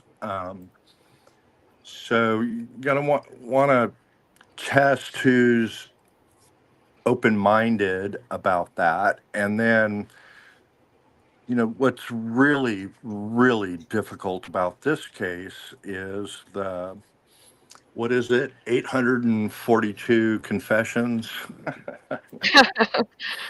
um, Right? that fit different baskets. You know, what's the perfect juror for that if you're the defense? I just really don't It's think. somebody who has worked in mental health or maybe has experience with somebody that they care about mental health, specifically Right, psychosis. right. Thank you, Will. Yeah. So, which there's, we know that mental health is something that affects a lot more people than we really know about. And it's in the last 20 years that you've had various celebrities and well known people talk about their challenges and struggles with mental health and medication, using different types of medication, and so on and so forth. And so it's gotten to where, people will talk a little bit more about their struggles or family members' struggles, but I'm thinking professionals, defense would be professional. I Because finished that. I only heard the back part of it. Yeah, same. I think the best for the defense in that case would be somebody who works in mental health. Because even if you just have experience like with your own or somebody with some sort of mental illness, even most of those people aren't going to understand like a psychosis type of situation. So I would Right, think that like a mental health professional would probably be best on the defensive side. right. So, I don't know, but let's say it's an unusually high number that work in mental health. So that's going to be 2 out of 300. State's going to kick both of them off, right? Yeah. Yeah. But at least they're burning 2 of their 20. This goes back into the strategy. And what about if there were any attorneys on the panel? I've heard attorneys are rarely on juries. Is that true? It is, but we don't get out of it as easy as we used to. So more and more you'll see. What about law enforcement or married to law enforcement, current or retired? Turbo, take that one. Um, well, geez, I suppose the defense would never want them. Yeah, I think you're right. What about RN? Works in a ER. Well, I think that they would be good because of the confessions. I think that they've seen a lot of they might be able to be convinced about whatever they're going to put forth regarding his psychosis and whatnot. Right. Are we So if they talking work at the county hospital, or some states called the charity hospital, in an ER, you'd probably want them because they're going to see people in crisis that Yeah, are psychotic, yeah, but maybe they work in the ER at the top dollar hospital in LA. That would be Cedar Sinai. I mean, nobody there is going, Buddy. that doesn't have insurance or money. So, it's interesting because we're taught we shouldn't stereotype about anything, shouldn't stereotype based on gender, race, national origin, religion, but that's exactly what jury consultants do is kind of help you get some generalities, but they'll always tell you, look, you need to dig down deeper than that. That yeah, you don't want law enforcement, but you this particular officer is a retired mental health officer or is a jailer that worked at the state mental institution. So, you're going to ask a little bit about that. Sometimes it's just maybe to educate the other jurors. Have you observed people that were diagnosed as psychotic? Um, Yeah. you know, so it's, there's some general things, but with this case and the confessions, admissions, whatever you want to call them, well, somebody answer for me. I was mistaken. I thought the original PCA from the very get go mentioned the phone calls between Richard Allen and his wife, where he was No. confessing to some extent. And I was wrong about that. I went back No. and Yeah. read, Yeah. Yeah. read it. But Yeah. when did that start popping up? Not till June. Well, Mm. yeah, June. We didn't hear about The the June of 2023. the Yeah. first one they say allegedly took place was in December of 2022, Mhm. but Which we didn't learn about it until Right. June. so Right. so Right. I remember. remind me when was he arrested? October 26th of 2022. So this would have been within a couple of months. Okay, so that's what the thing was. It wasn't while he was first arrested, but within a couple of months, Nick, in some sort of hearing or some pleading, very early on said, "Oh, and It by was the about way, 6 in months a phone later. call, he's confessed." But and so when and this time last year when I was up in Vail was exactly the time I met you all for the first time, Mhm. and boy, what an exciting time to come into the case. And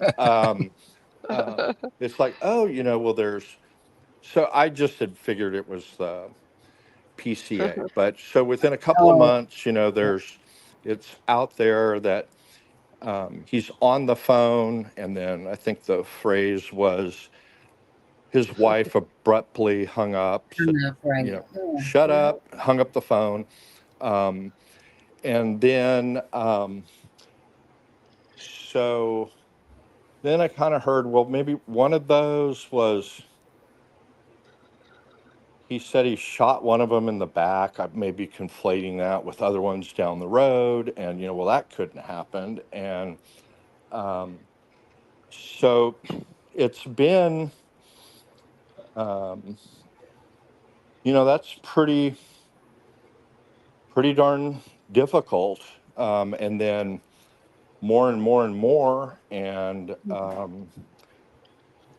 I've talked to Ivy kind of off the grid about this stuff. It's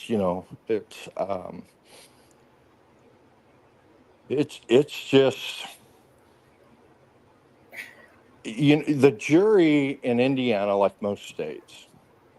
So this is how it gets analyzed in terms of jury selection. So, and they'll be asked about it. So in Indiana, like most states, they'll be told, if you determine that the confessions were coerced, you can disregard them. And so they'll ask questions about that, or, are you willing to do that? If you find from the evidence that we present that they're involuntary or coerced, as defined in the law, are you going to be able to let someone go that has confessed, admitted to certain things, but the law says if you find X, Y, or Z, you're to disregard it? Are you really going to be able to do that? And No. there's a number of different questions on it. And that's where they're really, really going to hone down on. Now, in Texas, it's not the same in Indiana. In Texas, it's illegally obtained evidence. And the court may have overruled a motion to suppress search warrant, or there may be no search warrant, and they said, no, it meets one of the exceptions to the search warrant. I'm allowing this physical evidence in. Could be the typical confession, not brief phone calls with family that are recorded, or brief utterances, yeah, I killed those girls, or whatever these confessions would be. It's like the Yeah. No, they full weren't. thing. They sit down, want to talk to you, and it's an hour interview. And but you hone in, and that's where they're going to be trying to get people off for cause. But first, they got to get them comfortable with being able to say, no, I really don't care. I'm not cutting that person free. I'm not going to. I'm not going to give the benefit of the doubt to somebody that is alleged to have done this heinous act involving these two girls. And the state will, if they're smart and they're good, they'll bring it up first. Now, the defense is allowed to bring in evidence about the voluntariness or the coercion of these statements, and they're entitled, you'll be instructed that if they show it was coerced, and that's fair, that's fine. We agree with that. Everybody okay with that? And so they're going to kind of set it up that, yeah, I can follow that. And then the defense goes, and come on now, really? You're, this person, and you're not able to get in the specifics of it, but that you can ask them hypothetically. Well, you I have just some. want to say, no, Go sorry, ahead. go ahead. No. That's Oh, really the point. there's a bunch of comments in chat, and I just want to say a couple things. On March 3rd of 2023, Alan requested to talk to the warden, Gallipo. It was first thing in the morning, and he did end up having they called it an interview, but he requested an interview with Warden Gallipo in early March, March 3rd. And then in mid-March is when he wrote one of the letters to him with his confessions. And all of this took place before he had received any of his discovery, which he did receive some of around April 3rd. They kept saying April 3rd/4th, but Ivy had mentioned that Alan didn't start to feel funny until the end of March. And during that time, he found God. I think he said he found God March 23rd, something like that. So the timeline of these confessions, now, mind you, he was not on suicide watch yet because he hadn't started to beat his head against the wall, and all of these things didn't come until later. So he was in the cell, which was in the same unit as he would be on suicide watch, but he was not on suicide watch until April. And then they immediately put the guards back on and took those prison inmates away. So I just wanted to say, Alan confessed to details of the crime, and this was all testified about at the 3-day hearings that Aspen and I went to in Delphi in July and August.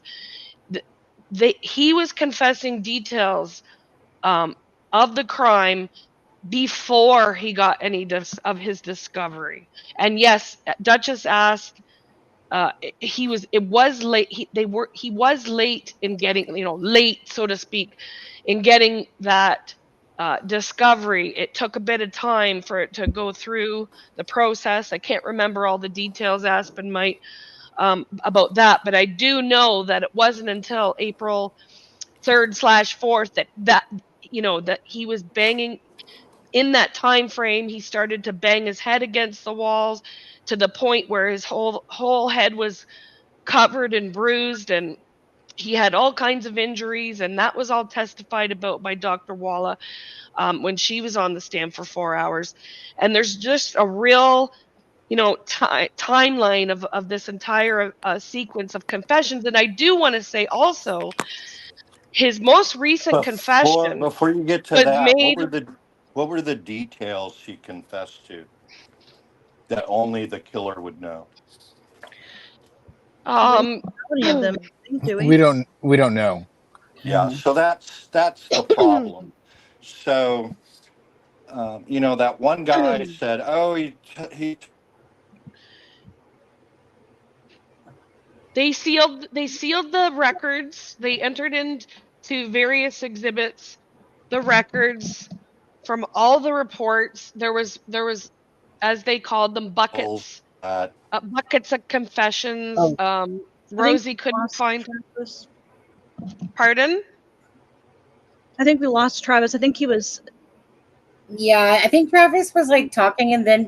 Oh shoot! Sorry. No. Sorry. Like It- dropped out and he comes but back then- every once in a while. Yeah, like it's like his mic. Oh, is it delayed? Yeah, so it's kind of like he's going in and out, because all of a sudden I heard him talking again while you were talking, and so I think he thinks that he was talking or that we could hear him, but we couldn't. Travis, if you're talking, we can't hear you. You kind of dropped, like you're there, but you kind of dropped your sound. So go on then. I Turbo. just had one more. I'm sorry. I didn't realize Straightforward that. trial. Don't apologize. Oh, he's I still think talking. he's still talking. He's gonna be Travis? annoyed. Oh no. He's. Travis, if you can hear us, like you're having, do you want to go out and then come back in and see if that fixes your mic? Because we keep hearing him kind of come in for a second, but I don't know if he realizes that we can't hear him. Travis, just go out and come back in. See if that helps. Go ahead, Turbo. Duchess just said what I was going to say. Alan, the most recent confession that Alan made was in February of 2024 to his mother, and that was when he was not at Westville, but at Wabash, whatever Valley or whatever they call it. Yeah. So that was the only other thing I was going to say. I think I know what Travis was going to say, because I think it's the same thing I was thinking. And I have to give the caveat, though, that I'm not making this argument. I'm just saying that, like devil's advocate, you could also look at it from this perspective. So, like, it depends on what details he gave.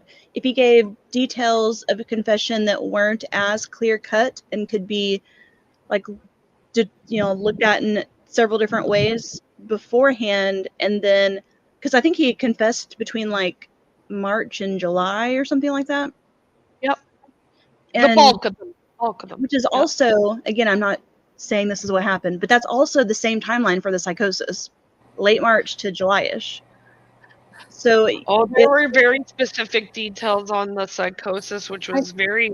Aspen, do you have the he won't know the exact. But I'm just saying, it could be argued, since we don't know the details, that if some of those like very specific details didn't come out until later, after like discovery, which may not be possible with the actual timeline everything happened, then they could like potentially explain it in a way that made the jury have, or at least a person in the jury, like have some sort of doubt. But like I said, I'm sure they'll work on them. I'm sure they'll work on getting, even if whatever, if they get half of them tossed out, whatever. No, like 61 of them. He's Surely and Harshman, Detective Harshman did say on the stand that those weren't just I did it confessions. The number 61 was specific, informative, like confessions. It wasn't just like I killed them or he was very specific about that, and in fact he had a hard time quantifying the number. Right. I believe he said, if you included the indirect confessions or admissions, that it was actually over 100. Yeah.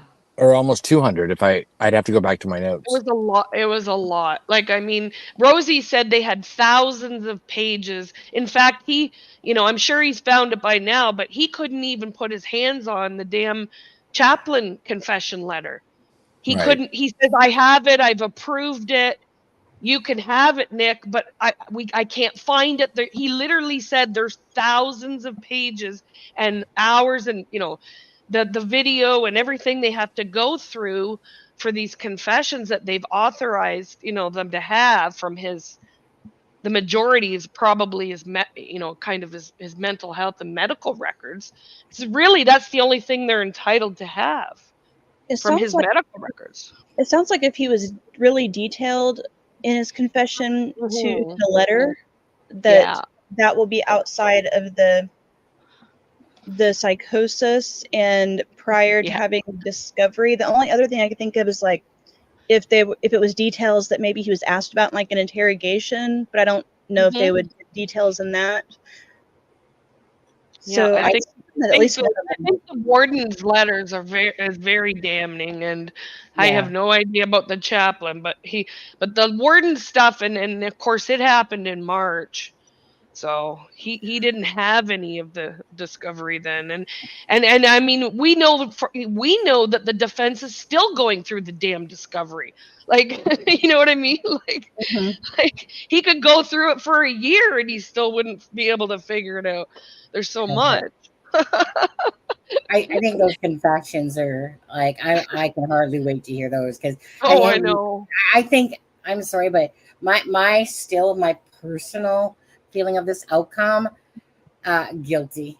I see guilty. I see that there's going to be enough evidence to prove their case beyond a reasonable doubt. I feel that's what my outcome is on. And Travis, did you find your volume again? Travis? Yeah. Oh, okay. Yes. Yeah, you were kind of talking there, but you dropped and we couldn't even hear you. Hi, now we can hear you now again. For the love of Pete. Can you not hear us now? We can hear you. Can you hear us? I don't think he can. Oh. Well, I think you said I can hear you now. Travis? Wi-Fi and the mountain. Can you hear me now? Yeah, we can hear you the whole time right now. For the love of Pete.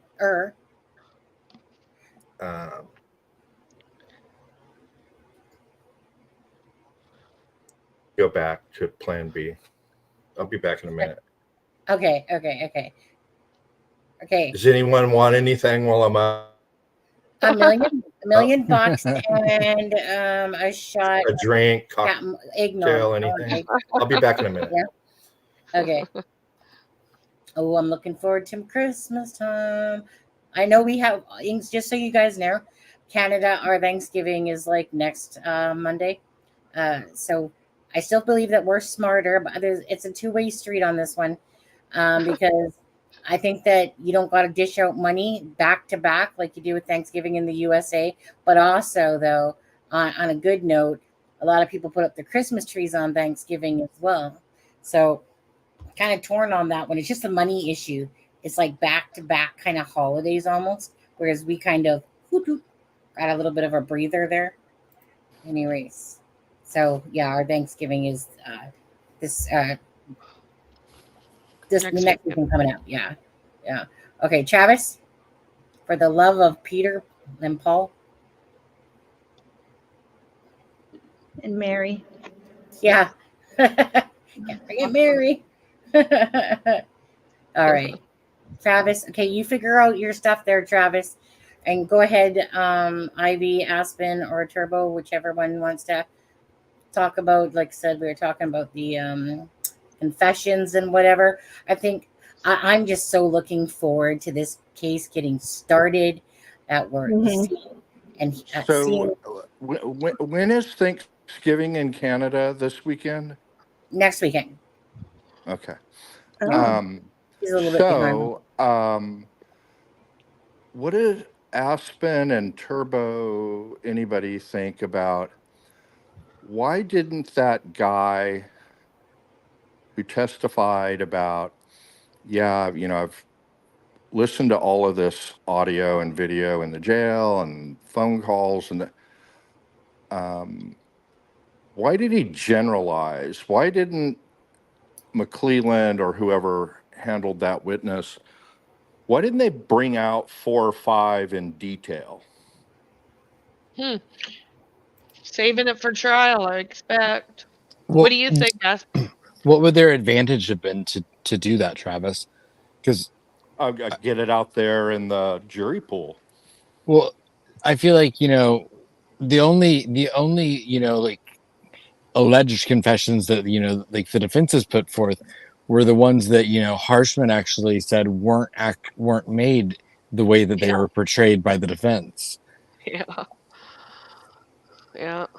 Like your shooting in the back business was Okay, an okay, inmate. yeah. I'm sorry, but I don't recall this one. I remember the box cutter, but where did this shooting in the back thing come from?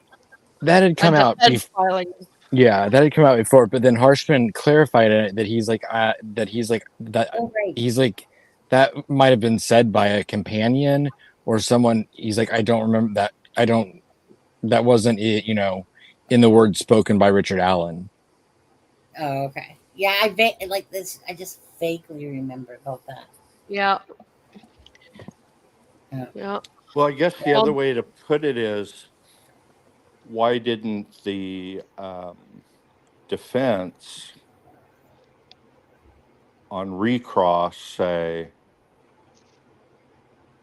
you say there's confessions with facts only the killer would know, or however it was phrased. Give me an example. And they didn't. They could have, Right. but would have thought that um, they would have laid out um, some. And so we just don't know. Um, is it going to be one of these things where, I mean, talk about disconnect? The affidavits regarding Odin patches and the warden. I've read those deposition transcripts now, and they don't line up at all. And I could see why they wanted to do it by affidavit and not have those guards on the stand. And then the affidavit of the warden, but their depositions, I mean, they're just like, how I still cannot figure for the life of me how on earth a prison guard in any prison in the country could have an Odin patch on. Right. I know. But be that as it may, so yeah, so it's different. We don't know the details if it's accurate, and he plays a phone call, for example, Turbo, and it's in that time period before discovery, and lays out whatever it is, clothing or not clothing, or clothing reversed, or twigs, or runes, or Injuries. whatever it might, Injuries. You know what I mean? injuries. Yeah, Yeah. but um,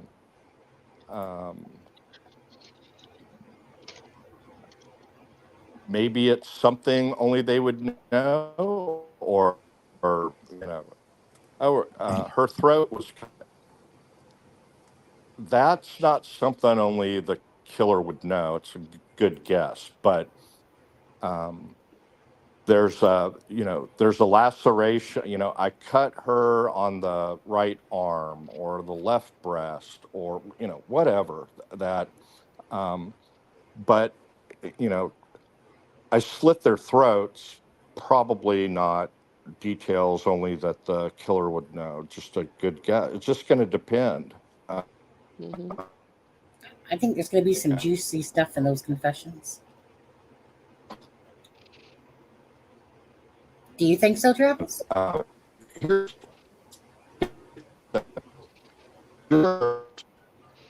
Oh,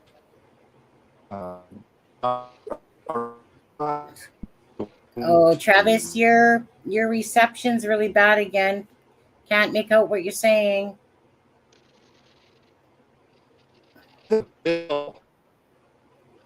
Travis, can't make out what you're saying. You sound robotic, and we can't let hear me you.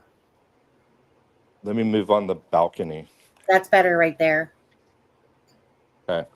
Um, the fact of the matter is, jurors, even with that instruction, in a case like this, um, unless someone's beaten over the head with a phone book, held at gunpoint, they're not going to exclude. They're not going to disregard the evidence. They just don't. About the only Right. case that probably ever happened was the OJ case, and that was because of, a lot of factors going on at the time, between the police and the community where it ended up getting tried, which was downtown, and they just don't do that. You don't. Jurors are not real big on evaluating constitutional violations and excluding evidence, which is why we have judges do it primarily, and they're the first line. And okay, it's, yeah, you violated Frank's, or you violated this, or you violated that, and it was coerced, and so I'm going to exclude that evidence. And you don't even let the jury get a whiff of it. You exclude it because most jurors in cases like this, they just can't separate their emotions from that and say, well, we've been told to disregard that. Bell's been rung, fish is in the jury box. You can't unring the bell. You can't take the smell out of the jury box. And, you know, so we have this fiction that if we instruct them, hey, if you find this was coerced, then, you should disregard it and then evaluate only on the other evidence that's admissible. And, they never do, especially in a case like this. A lot of stuff goes out the window just because, I mean, if the state, all things being equal, proof things to a level of, let's say, 85, um, and the jury felt that beyond a reasonable doubt was 90 and above, they're not going to have any problem at all saying 85 is good enough, because um, that it's just human nature on it. I don't. Um, it may. I don't even know how the defense would show as a matter of proof through testimony, other than calling Richard Allen, that I'll be right back. which they're not going to do. That. Um, oh well, yeah. Yeah, I did have those facts because I was going through my discovery. I think the state's going to lay it out, and I don't think there's going to be any controverting evidence about that in the least. Maybe because they can't call somebody from the DA's office as a witness. Hey, when did you turn this stuff over? Might be able to do it by stipulation. Um, that they got discovery on certain date, um, but they can't testify, and we provided that to our client, or reviewed that with our client on this jail visit. um, it's a very, very valid point. I don't think the defense is going to be able to raise that. I think as far as the jury's going to know, if he's got statements and includes facts regarding injuries or anything else that only the killer would know, um, there's not going to be any hint to the jury that this happened after he had access to the discovery or the autopsy report. That's going to be the main thing. I guess the autopsy report was never released publicly, still hasn't been. Is that right? Not publicly. Yeah, that's never been released or leaked, I guess. Yeah. I have an unrelated question for you in case you have problems with your connection later. You're familiar with that Tobin guy, right? Yeah. What do you think about the argument about like his expertise? What do you think will be the ruling, and what do you think the ruling should be? Well, it's kind of complex because the way the court ruled on it, um, didn't have a hearing on. So with any expert testimony based on forensic scientific underpinnings, um, let's just take a intoxilizer test. So you blow a 0.12, 0.04 above the legal limit of 0.08. And to get that into evidence, they can't offer just certificate of analysis. And it's the same thing. There's two certificates of analysis regarding the FA TM evidence, firearm tool mark evidence that Melissa Olberg did. They can't just, in a DWI case, DUI, OWI, OUI, whatever they call it in your jurisdiction, they can't just submit this slip of paper that says 0.12 ETOH ethanol. They've got to put on an expert that's familiar with the device. Yeah, we use the Intoxilizer 5000. It's based on photospectrometry. It's specific for alcohol.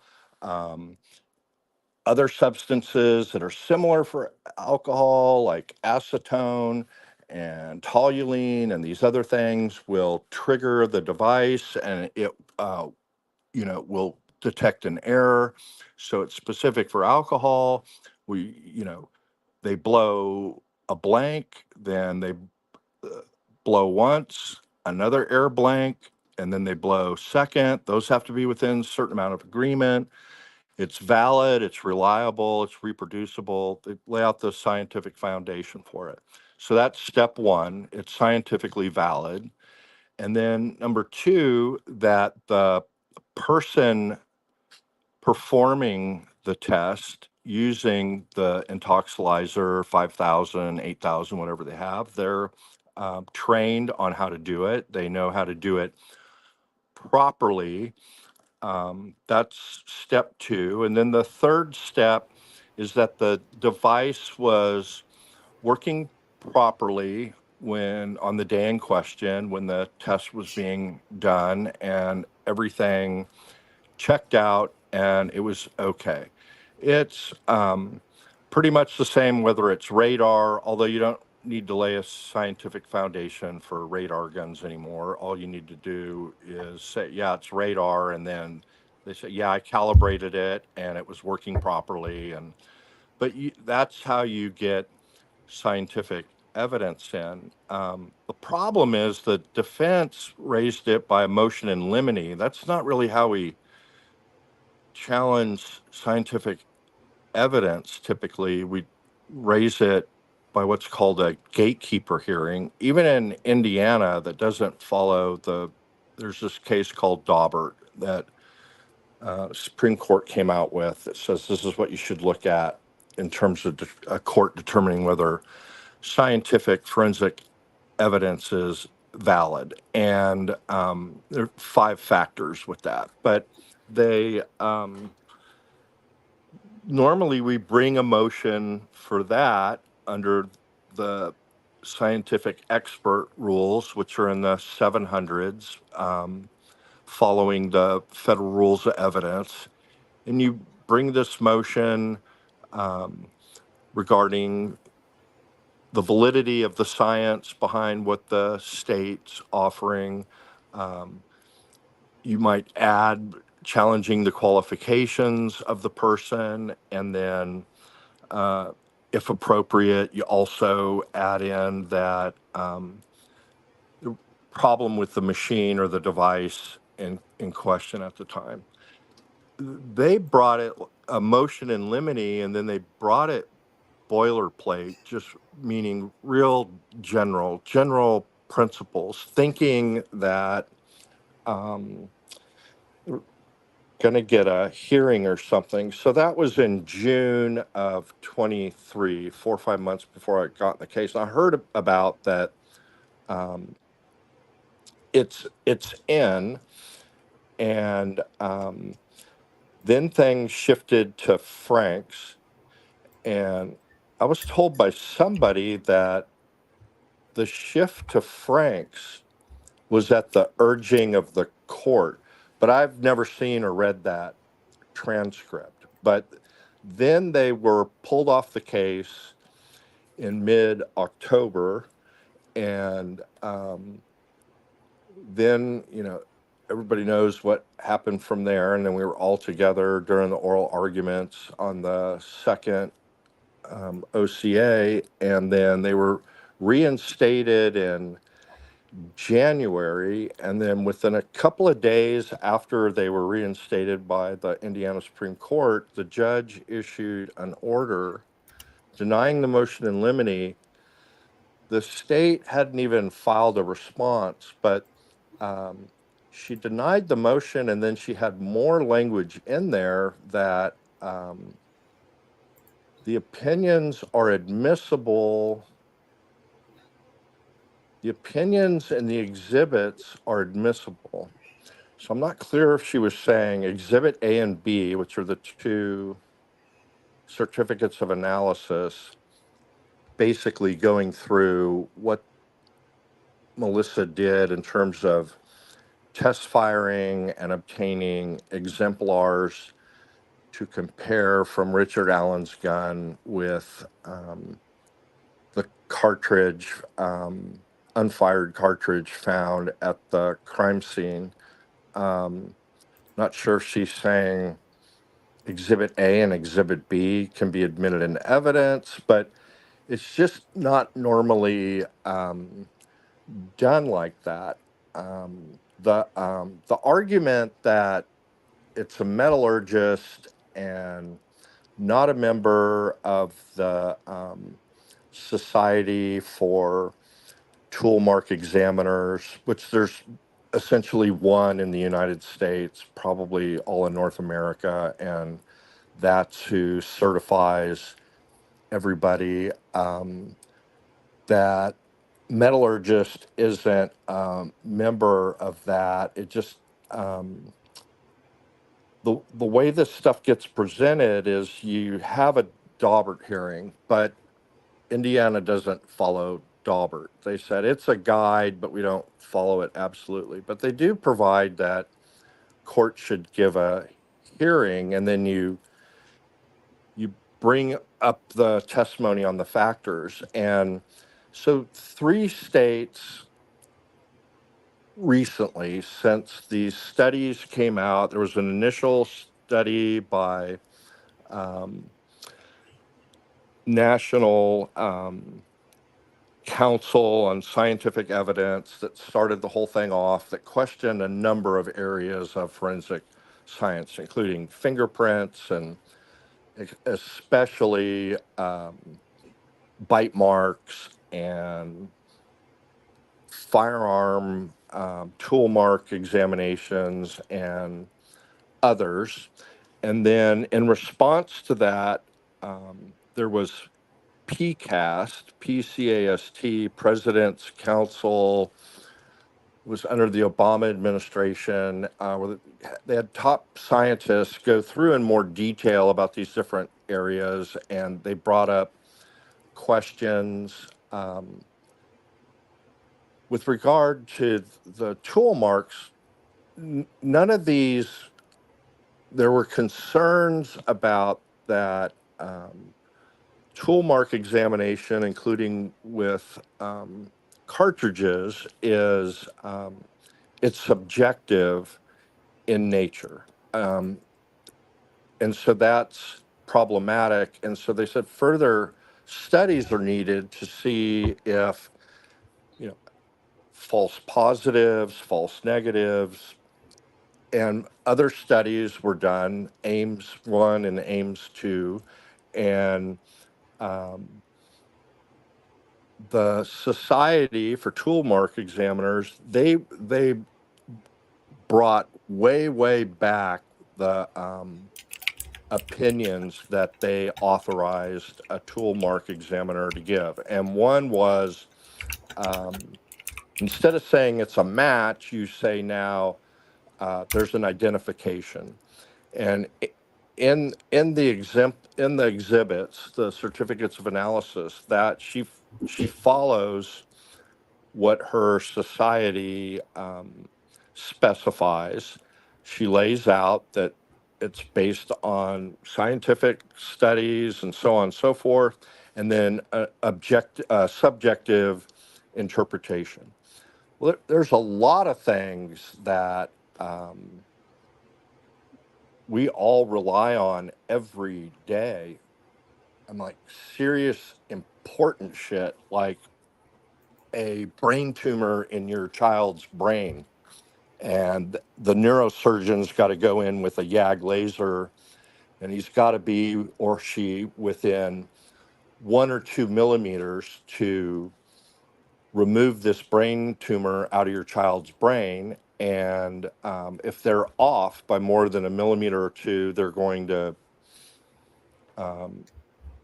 kill your child or render your child a vegetable. But a radiologist is looking at the CAT scan and with magnifying glasses and very precise rulers, and they're using a subjective analysis based on the best scans that they can obtain, and that's enough. I mean, that's beyond a reasonable doubt. I mean, it's the epitome of beyond a reasonable doubt. You're not going to let somebody go in and say, well, my best guess is, and hopefully I got a steady hand that day. And, it's, we rely on very, very important decisions that require subjective analysis. All of psychology and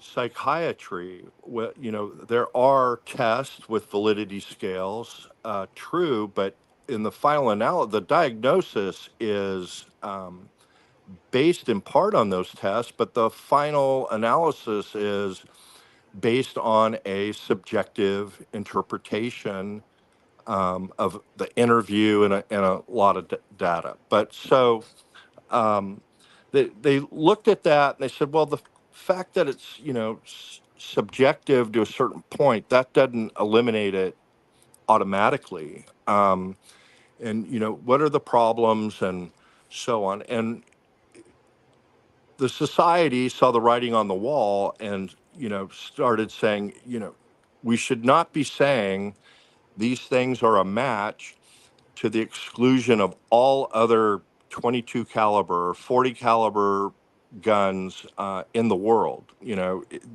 This is the definition, and that's what you should stick with. But in terms of getting to that point and getting courts to say, well, I'm not going to allow you, Miss Expert, to say your opinion is to a reasonable degree of scientific certainty. I'll allow you to say your opinion is that you have an identification, that it's based on your training and experience, but I'm not going to let you testify to the magic words to a reasonable degree of scientific certainty because it creates confusion of the jury. How they got courts to back off on that and make those kind of rulings is they had a guy like Wright and they had a guy like Tobin come in and testify at these Daubert hearings or whatever they call it in that jurisdiction and explain metal tool mark science absolutely relies on metallurgy. There's a principle in tool mark examiners that one piece of metal, like a screwdriver prying a door open, that depending what the other metal is and the metal of the tool, will leave unique characteristics. That's the fundamental premise, and its underpinning is metallurgy, the hardness of one metal, an extractor on another metal, brass, shell, will leave. And so Tobin's testified in numerous cases, and the courts considered it that between the testimony, yeah, they went in trying to get the court to exclude tool marks. And no, they didn't go that far, but they did say, yeah, the fundamental principles of metallurgy and the fundamental premises of, the subjective evaluation of those cartridges for unique marks from a specific gun isn't as strong as someone being able to say beyond a reasonable degree of scientific certainty. You can say this, and the courts are just different on how strong they'll let the tool mark examiner give their opinion. But so McClellan, the state's right in terms of what's allowed. How is this going to be relevant? But it's going to depend on what she means in her order. Because normally if they say, okay, yeah, we're going to let fingerprints in, and then you bring in another fingerprint person. But I've been saying for a long time that the defense needs they don't need experts to come in and say, oh, tool mark evidence is bogus, because there's a case in Indiana 3-4 years ago that it's clear it's admissible if the proper foundation is laid. So she followed Right. the law on that, and I think it's Turner versus State. right, yeah, and unfired shells found at the home where Turner was staying at a relative's home, and with a AK-47 or assault style rifle, and there were unfired cartridges, and then there were fired spent shells at the murder scene, and they compared the two, and the different expert, but declared it was a match. And the defendant, the appellate attorney, pointed out that in Texas rejected the science behind. There's a case in Texas that said unfired cartridges for comparison and testifying a match. There's just not enough foundation for that, or was shown. And Indiana said, well, that's Texas. They don't know what they're doing down there anyway, typically, or I don't know what, but they just said, that's not binding on us. We think in this case, they laid out enough. So, but you're still typically allowed, okay, they get to testify, they get to put their stuff on, you put on the cross-examination, you bring out, well, isn't this all subjective? You're looking through a microscope and you're looking at side A and saying, oh, it matches side B, and it's through your training and experience. Didn't it show that whatever, and didn't this study whatever? You're still typically allowed to bring in your own qualified experts to say, yeah, I'm a member of that same society, and I reviewed the photos, and I disagree. I don't think there's anything unique, and there's some serious problems with our methodology in coming up with these conclusions. And one of the problems is the science of the metallurgy. And will tell us about that. Well, Dr. Tobin is much more qualified than me. I would defer to him on it. Then you call Dr. Tobin. What's your background? I was at the FBI for 25 years. I was the metallurgist for the FBI. I pointed out to the FBI the problems of lead content and trying to match bullets by the metal composition of lead bullets, that they had 98% lead, 1% chromium, 0.5% this. And for a long time, the FBI was trying to match bullets based on the bullet is the lead part that fires out of the barrel. The whole thing together is the cartridge, but the lead projectile. And I was the one that pointed out this is bogus science, and they quit doing it. I have a PhD in metallurgy and material science, and there's some problems with some of the conclusions that are being made, and there's scientific articles about this. I've done blah, blah, blah. Anyway, so normally you're allowed to put that on. So he's incorrect about that. He's not a firearm examiner. Yeah, that's true. But the whole basis for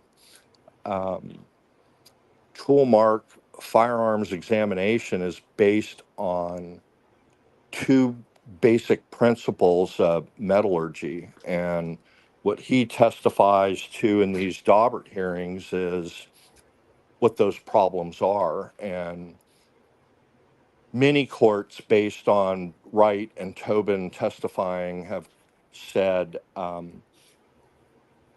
not many, I don't think any ruled that the evidence is, we're not going to allow tool mark evidence. It's bogus. None did that, but they said you're going to need to, you're not going to be able to testify as strongly as you're wanting to. In a few cases, the prosecution said, we're not trying to offer the opinion that it's this gun and I'm certain it's this gun and not any of the other 25,000 40 caliber or 250,000 40 caliber in the state of Indiana or the United States. And the prosecution's has backed off on that because the society on its own backed off. But that's my feelings on Tobin. It just really depends on what Well, that order means. And I just read it. I just read it yesterday twice, and I kind of go back and forth on exactly what it means, but well, that's where it's at. I was gonna say Travis, because just a second there, because I just want to see if Aspen, Turbo, or Ivy's. Do you have anything to add or say to what Travis has been saying?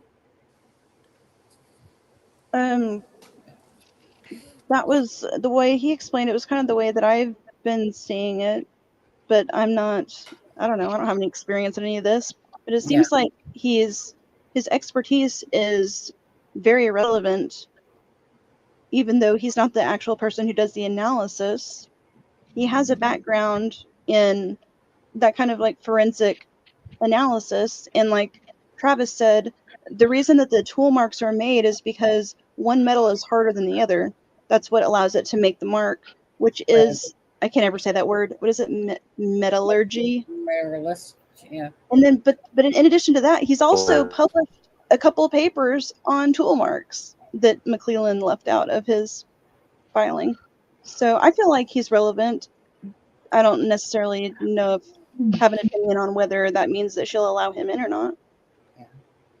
Yeah, I Turbo. think Yeah, we're it's gonna. just I it's think we're gonna hear a lot more. I mean, there's, she's going to either have a hearing before trial, or like Aspen had mentioned to me, likely going to happen during trial without the jury, because we're losing time that's here typical. A now. lot, yeah, a lot of judges say, they can either have those types of gatekeeper hearings before trial, or they'll say, I'm going to reserve that to the time of trial, and then they do it then. Mm. And but she Yeah, may I mean, say, no, I've already ruled on this. It's I Do don't they? think she hasn't ruled on this.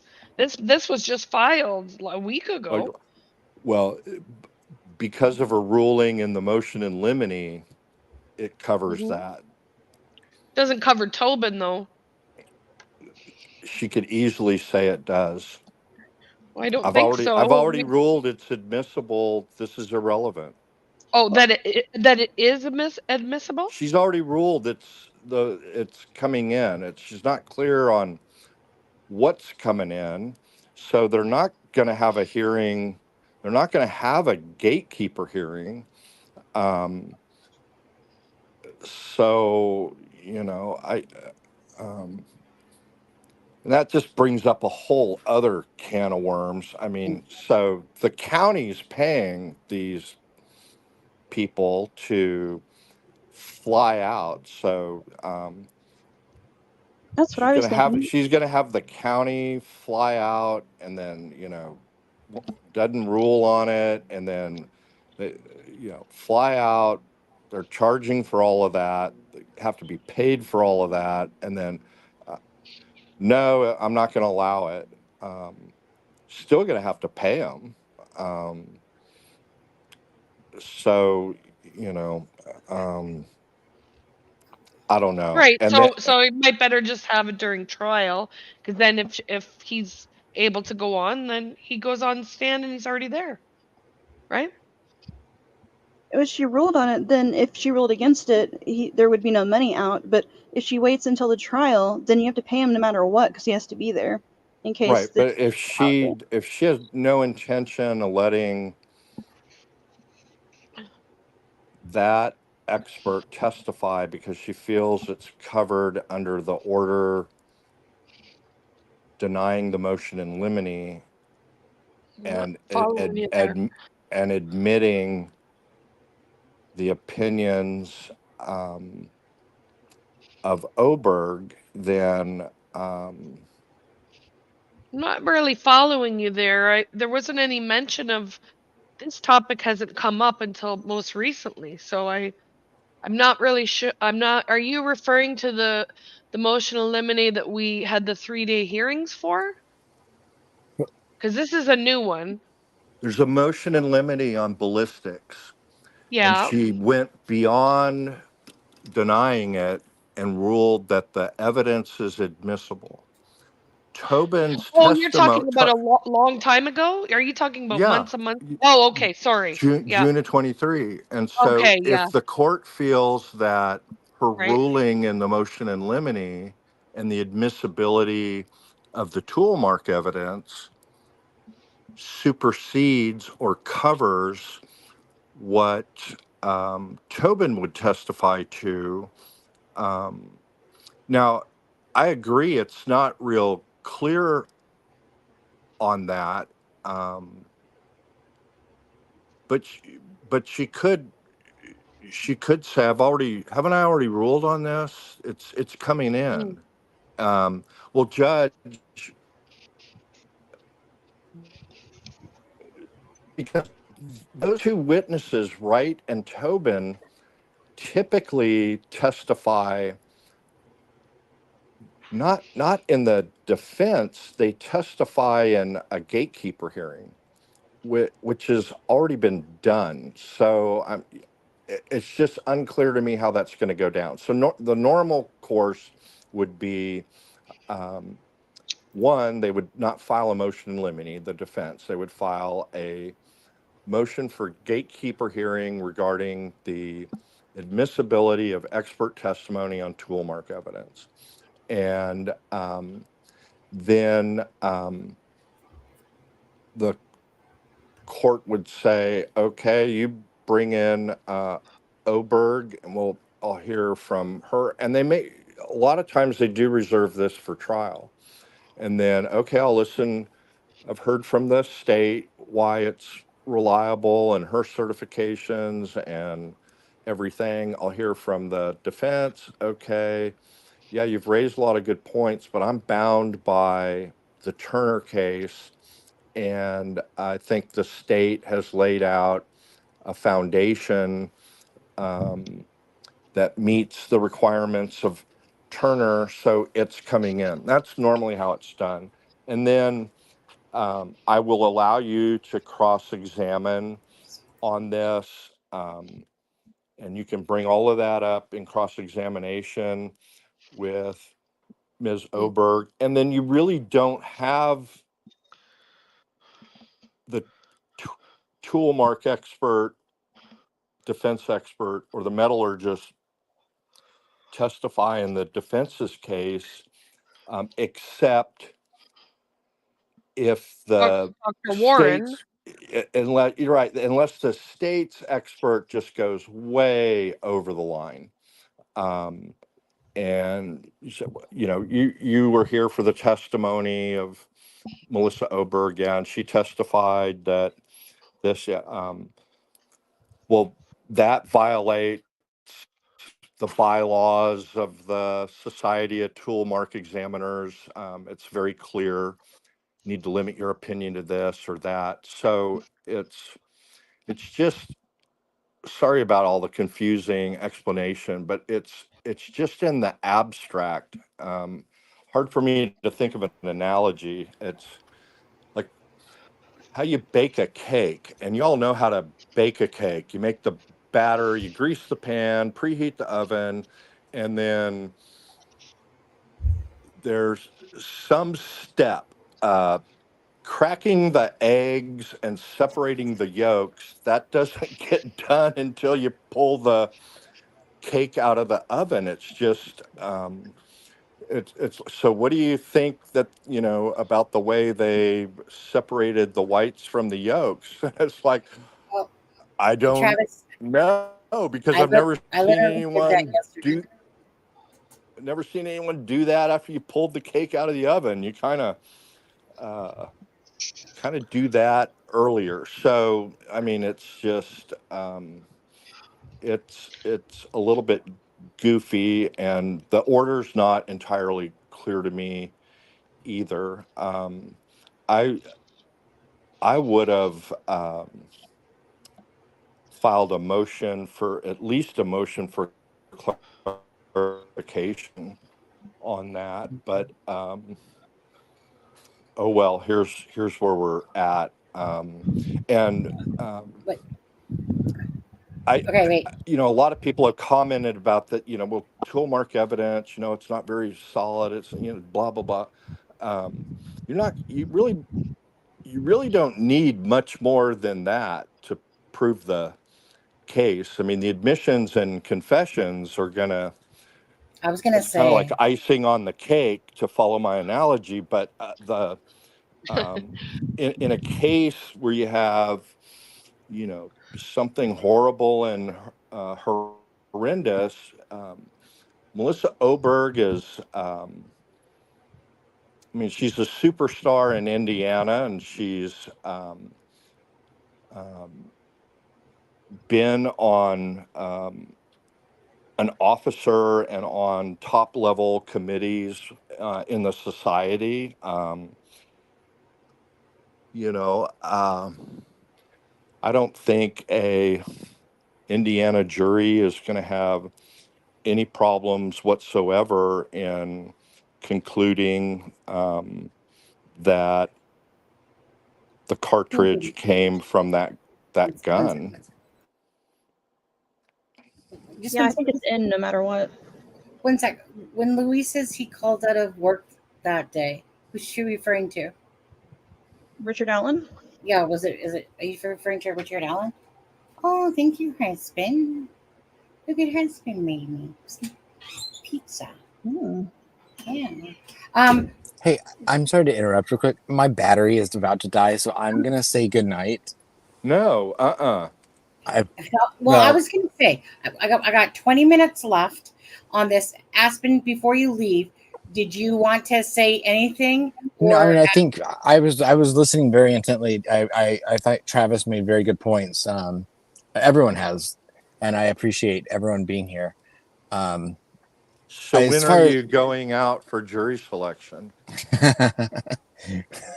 well, I guess it would have to be in the next week, right? yeah, Um, but I will say, as far as like, a last minute hearing or something getting scheduled before the trial, I mean, in my opinion, I feel like it's becoming more and more unlikely, considering at this point they only have 5 days.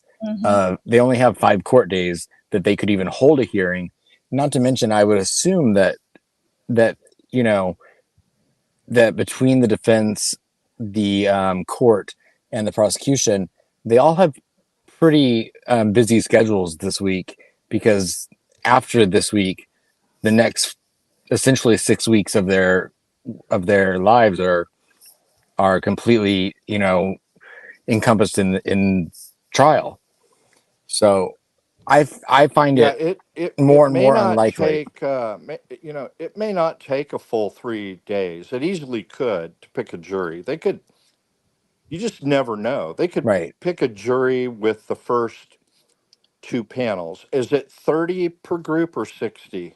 I think 50. 50. And there is Okay. and there is and there is the if they do want to have a hearing before opening statements, there is Thursday the 17th, which they're already going to be meeting in Carroll County um, to give the media like time to come and look and take pictures and get some like B-roll footage of the courtroom. So we know they're going to be there at 3 p.m. on the 17th. I mean, I guess if she really wanted to fit a hearing in, she could always do it that day. Yeah, both sides are going to file that day or the day before motions in limine about their boilerplate. It's general stuff. Some of it was covered in McClelland's motion about name calling and some of that stuff. But the state and the defense always have like a motion in limine before jury selection. Most of those items are agreed to, and then um, that will be heard before they bring in the first panel. So, for example, that was in the Reed case about third party culprit, they call it in Massachusetts. And Judge Canoni asked Vanzetti, one of the defense attorneys, do you plan to go into that during voir dire or in your opening statement? And he said no. And then, okay, then we don't need to deal with that until the trial. But those kind of perfunctory motions, those I haven't seen anything like that yet. They're always filed, and they're typically heard before they bring in the first panel, but they only take like 5 minutes because everybody's seen them before. Okay. They're kind of stock. I agree. They're not. I don't think she's going to go into a hearing on that. But has the defense filed a written response to that motion in limine regarding Tobin yet? Not that I know of. Not that I've seen. Okay. So Aspen, you said no. Oh. Yeah, if- I mean, it- unless that was there. Yeah, no, I've not seen one. So yeah, and I'm gonna head out. But thank you guys very no, much. you can't. You can't. No. And Well, I was gonna there's say this, there's this Go thing ahead. like there's 15 minutes left. There's a thing called a charger. Which I don't have on me. Plug it in, dude. I know. Travis. Travis just says, Good seeing you, Aspen. Yeah, thank you so much. Figuratively. I'm sure I will see everyone very soon. okay. I So- really enjoyed your all's thing the other night. Thank you. Y'all, I mean, digging in. I didn't know how many peremptories they had. We only get 15, but so that was good. Y'all did all that groundwork, and then, yeah, it's kind of confusing. How does this stuff work? And most people, even if they've watched 100 trials on TV, they never have the jury selection, and so you just, unless you sat on a jury, you just don't know, right? So Right. y'all Yeah. had really good questions on it. Thank you. Thanks. All right. Good night. Good night, Good night, Aspen. everyone. Okay. Thank you. Now, Good night, Aspen. let me go to Turbo on this one. Turbo. Mhm. Do you have anything that you wanted to ask Travis or anything that you wanted to say? Well, he's given me a bunch of reading to do. Okay. He's given me some homework on the Dauber and the what was the Turner versus State? Yeah. Is that the one you were? Yeah, and then I have to go look up the ballistics lemonade from motion and lemonade from last year, which I had forgotten about. Yeah, if Sonny can send me your email, I can send you a link to all of that Send me- stuff in one place. Oh, Send me your email in the messenger. okay. Deborah. Yeah, I will. Thank you. I appreciate that. I wanted to ask you then, the other the other defense witness, just briefly on the ballistics side of things, Dr. Warren. I keep saying Like- right. It's a W. Is it Warren? Oh, okay. Yeah, I keep forgetting his name. Okay, I thought that's what you were I'm bad referring with to, names. right? You're probably right. Yeah, no. I'm wrong. No, okay. I get it now. Yeah, you were saying right, but it's Warren. That's fine. So yeah, no, I have to go and look up her order on that and just refresh my memory on that stuff. So that was good. What was the other thing I was going to ask you?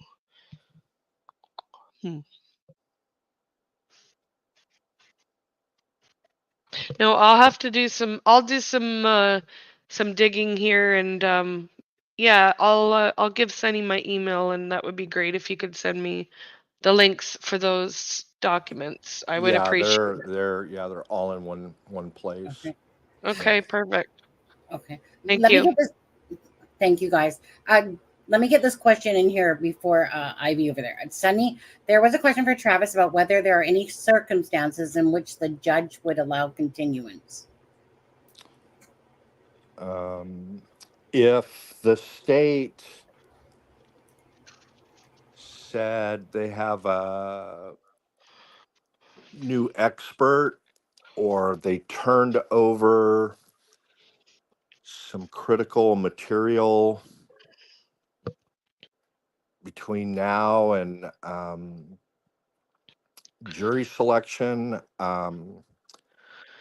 Judge Gull was overturned a few years ago on a man accused of sexually assaulting his own daughter, and then the state came in with something real late, I think maybe the day before, evidence, and the defense said, well, we need a continuance. Denied. No, we really need a continuance. We need to address this. We don't have time. Denied. We're going. And they appealed it, and the appellate court agreed with Judge Gull, and then the Indiana Supreme Court came down pretty clearly and pretty harshly that no, you can't prejudice the defense and let the state produce stuff last minute that requires experts to look at. So that I have a question for you then. pretty So serious stuff to get a continuance at this point. well, we just had new evidence for Libby's cell phone from Cecil of the Indiana State Police for the new Celebrate extraction. So, I mean, the defense just received that on August 28th. Would that potentially be grounds for a continuance? Because that's what my thought is. Could be. I wasn't aware of that. How do we know that? Oh, it was testified. It was a large portion of the hearings was centered on that, and in fact, the defense has been filing. They postponed the May hearings because of that Celebrate extraction was just done in May of this year, and Cecil didn't have his final report to the defense until August 28th. Why didn't, and they haven't turned over the raw data, the extraction, to the defense? Oh, they had turned over an initial report in May. Not the report, the data. Yeah, they had given them um, they'd given them information, and that was one of Baldwin's arguments, was that they were going to need that. That was for their third party defense, but one of the last things that Baldwin argued on day 3, which was August 1st of the hearings, one of the very last things he talked about right before it was over was the fact that he did need he needed that, for the defense, because the timeline, because of those 14 SMS messages that had come in that they only recently found out because of that new Celebrate dump that come in on Libby's phone at 4:33 a.m. that on the 14th. So Can you refresh me on that one quickly, Turbo? Because I'm sitting here going, what you talking about? oh yeah, well, so the Celebrate software came out Yeah. with an update in 2024, and so they redid Libby's phone in May 11th, Right. and then um, Detective Christopher Cecil of the Indiana Crimes Against Children Task Force, he's also the one that did the extraction in 2019. Okay. So they've had 3 done, and he testified that the first 2 are null and void. Like, there's the only one is this one, and he had his laptop out at that hearing and was referring to the data. And Jennifer Auger did the cross examination on him. But anyway, he didn't have his finalized report of that data to them until the end of Oh, August. So I just think, if they now, with respect to the third party, it's out, but that doesn't mean that they don't need, to build a defense for him using some of the new information from that report and data, as okay. Travis Yeah. said. Yeah. Yeah. So it's kind of I would a have big thought deal. they would have filed something before now. So what do you think the ex parte, like, do you have any thoughts on the ex parte they just filed on Monday?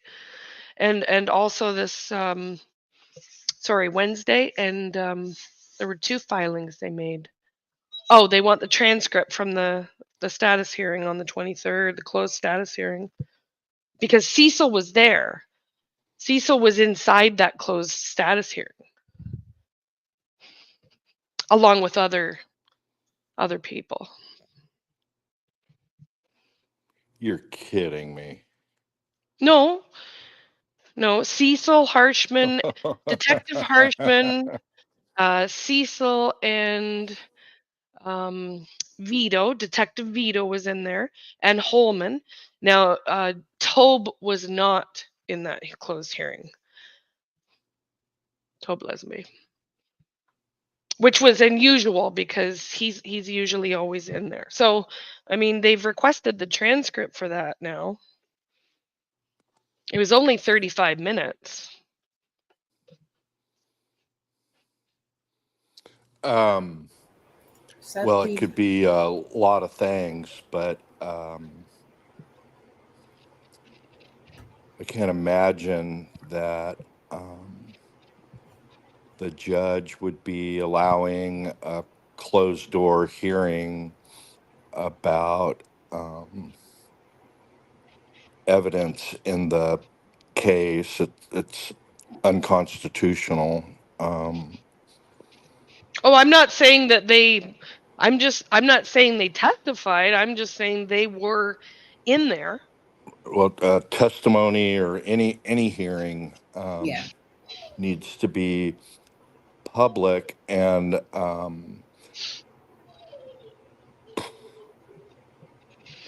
regarding the case, now, having an in-chambers conference about the conduct of attorneys, that's not Right. something that's constitutionally guaranteed, but defendants entitled to a public trial, which includes all pretrial matters, and the was Richard Allen in the closed door hearing? Hmm. I I tried to determine that. I have to go back and I'm not certain if he was or not. I thought he was, but I could be wrong I on think that. he might. I think he might have been, but I'm not. I can't I say think for he certain. might have been too, but I can't remember for sure. But I feel like he was. Well, because Kathy was there. Is that all that Cecil's done on the case? Is the extractions and the reports? I have no idea. That's what he testified at the hearings about. Cecil. Uh, that's the only thing that I know of him. Um,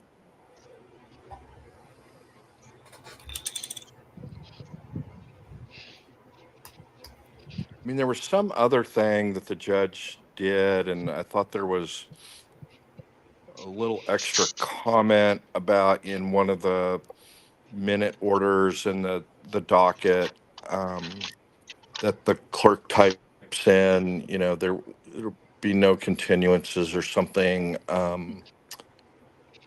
We're going. We've blocked out the time, and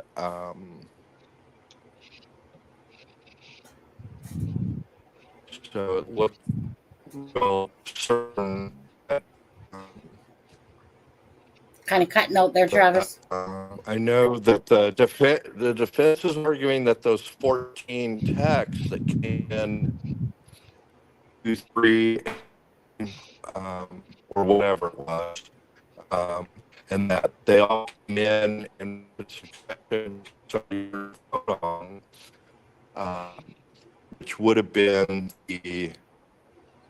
was the phone found with them at the crime scene? Yes. Must have been. Yes. That's how they got it to extract. So Mhm. that totally blows the timeline out. So nothing to Mhm. do with Odinism or any of that stuff. It's the timeline, and um, that's exculpatory and benefits the Mhm. defense. Mhm. And then, but like in Reed, one may say, "Oh, that text didn't come in at that time because of the browser." Um, how long does it take somebody to die in the cold or whatever? There was a big dispute about the time, and each side had an expert on that, and then including they got the person from Cellbrite come out and say, no, that could have been when it populated in the browser or something, and Mhm. doesn't necessarily mean that it happened precisely at that time. So, you know, um, and they just got that to them in late August. Good grief. Yeah, I mean It that'd was be just enough. I done. mean Yeah. the judge got reversed on that. That was her last reversal a couple of years ago. I talked about it with Sonny and Aspen a year My my ago. my thought is that Judge Gull would allow a continuance if they filed based on the new Cecil dump. Aspen doesn't agree on that subject. He doesn't think that she'll allow any sort of continuance because she already has, but they can file for that right up until the start of the jury selection. And it happens. Like I mean I can see it happening myself, but I'm in a minority. Well, I think so. That was turned.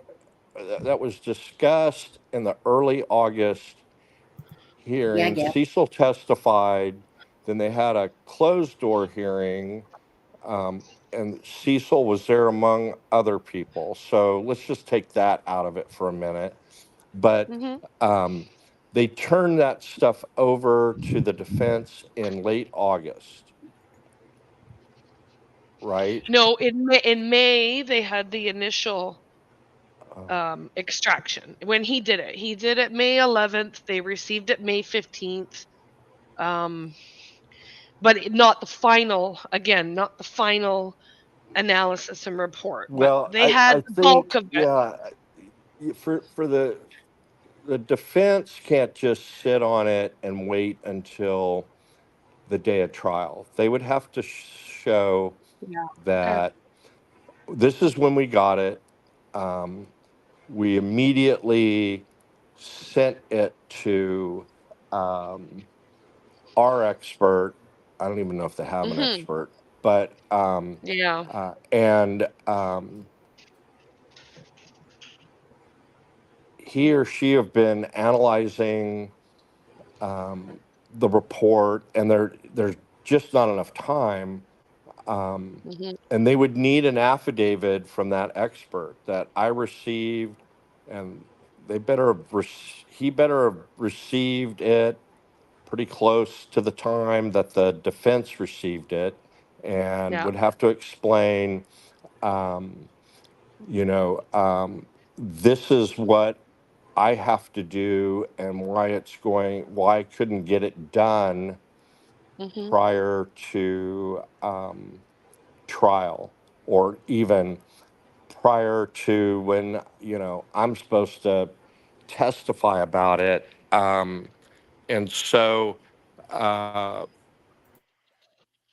it's clear, yeah, if you you turn over stuff on experts late, um, you know, Judge Gold got reversed because she didn't give the defense time to deal with it. But, we're talking May, and then depending on what the substance of the final report, I'm sure the final report must say um, these 14 text messages coming at rapid succession at this time. No, that doesn't mean the phone got turned on. That's got to be what Cecil's saying. Right? Her There's Because something needed, everybody's, right? Like there was some part that was missing up until August. her phone never powered off until sometime after 4:30. I mean, like, but Baldwin or Rosie, whichever one, what did they he were. testify to? What did he say why those 14 messages came in all at the same time? Mm, I think it had something to do with the tower, but I can't say for certain without my notes Okay. because there was Was a he back and asked forth. by the defense? Doesn't that indicate the phone was turned on? Or was that people's There was speculation testimony. after the hearing? No, no. Well, no. There was testimony that that Libby's phone never powered off until sometime after 4:30 a.m. It never lost power until sometime after 4:30 a.m. That was the testimony. And I might have been home. I'd have to go to my notes, but it was between Cecil. It was Cecil, I think. Well, I think it was him that said that, but had to have been. But I can't say without my notes because there was a lot of detail. But yeah, that was definitely discussed. Yeah, There was a so lot of I discussion. would, yeah, I would Hmm. say, um, they they can't sit on it until the day of trial. If they've got grounds, it'd have to be pretty quickly after they got the final report, and it would also hinge on their expert not having time to do Yeah. their own analysis or whatnot. And I would think that if they were running into that, knowing that Judge Gull had been reversed on I don't want to say precisely the same thing, but reversed on not giving the defense time to deal with newly produced evidence. So, we're talking May and then a supplemental report in August. I would have thought something would have been filed in Okay. September. Right. Was there much discussion about um, during the hearing in early August about the delay, or that he was in the process of preparing a final Yeah. report and that's Yep. going to be Yep. produced to the defendant? Was there much Yes. discussion about that in the Yep. hearing? Mhm. Yes, there was, and in fact, OJ opened up with that. When he come on the stand, she did say that she had been speaking to him prior to like the hearing, and that he was going to have it to her within a couple of weeks, and then Judge Gull put an order through of when he had to have it to them, and I so. But Okay. he went and he got Would his laptop out and everything on the witness stand to pull up some of the data to try to answer her questions specifically. Because there was you have to like they were referring to three different there were several Celebrate dumps. There was Bunner's from 2017, February 15th, 2017. He's deceased now. And then they did another one. Cecil did one in 2019, and then this newest one because of the software update in 2024. They did it again. He did it again. Okay. Oh boy. Now I got you guys. I got to get going right quick. Husband brought me Mhm. ice cream now to wash down my movie. Hey, ice cream. Well, I was gonna say, so Ivy, did you have anything that you wanted to ask or say? No, I think I got everything out. Yeah. All right. Okay, so I don't know. Let's do final thoughts if we can, and I want to thank, of course, Turbo, like I said, for joining up on the platform today. It's absolutely been a pleasure. Same with Travis, giving people that expert knowledge, and Yeah. especially stuff about with the jury and stuff like that. And Mhm. yeah, Yeah, it was you great. know, Thank you. It was great. It's yeah. great to have you guys on here, be on here. Yep. That's super interesting. So I, we can't talk about Aspen for 5 minutes while he's gone. We can always talk about Aspen. Okay. All right. Okay. All right. no, and thank you, of course, to Gail for the membership that SRB, I think the person got for that. Um, okay, so I mean, like I said, so basically, what, a week and a half? We're about a week and a half away. Yeah, Cause 10 days, 9 days yeah, oh yeah, till is that, jury selection. Yeah. yeah. I'm like, Yeah. like I So said, what? So there's plenty of time for more crazy stuff to happen. I mean, Oh, I suspect it Click will be. getting arrested, and oh man, I mean, Rick Snay, yeah, like 100 more things. I think it's going to be a busy week next week. oh, he Oh, he dropped, dropped off. Yeah. yeah, like I don't know about you guys, but I'm expecting a bunch of different freaking filings Yeah. coming No in. kidding. Yeah. They're probably already in the system. Yeah. Well, I mean, if you guys are up again for a live next Friday night, let me know. I Okay. because I mean I know there's going to be a bunch of stuff, and then we're gonna, I'm just waiting for this damn trial to start. I Uh, know. I I hope just it goes. Aspen what? assures me it's going.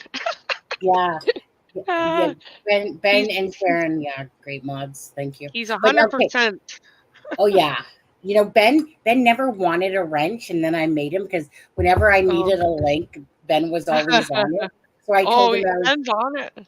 yeah, I love Ben. He's just an amazing person. You like, when you don't know somebody. Here, let me Yeah. put his picture up. But you feel like you just feel like you can just see that this person's like just a really good person in general. Yeah. He's a great mod. You know, like I He's said, fantastic. yeah. Even if he's over in Aussie and now I think he's gonna stay. I think he's gonna live there now, on there. And then so Ben and then Sharon Parker, both of them just always here, especially Ben because you have a different time zone, but just really good mods. Always welcoming people in, saying hello. And again, to anyone that is watching this channel that doesn't know, everyone is entitled to their own opinions. It's just a matter of the respect in saying those opinions that matters here. But you don't have to agree with anything or nothing at all, but just always be respectful. So thank you to the mods for sure for always being so welcoming when new people come in. And so, which allows me to highlight the comments as well on that. And what were you going to say there, Turbo? Were you going to say something there? No, I was agreeing with you. Yeah, no. So just to ask you, so you're going to be going down to the Delphi trial, you said?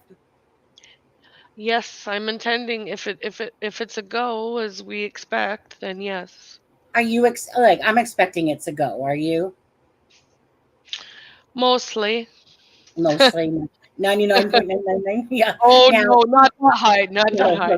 no, My percentage changes every day. I know it.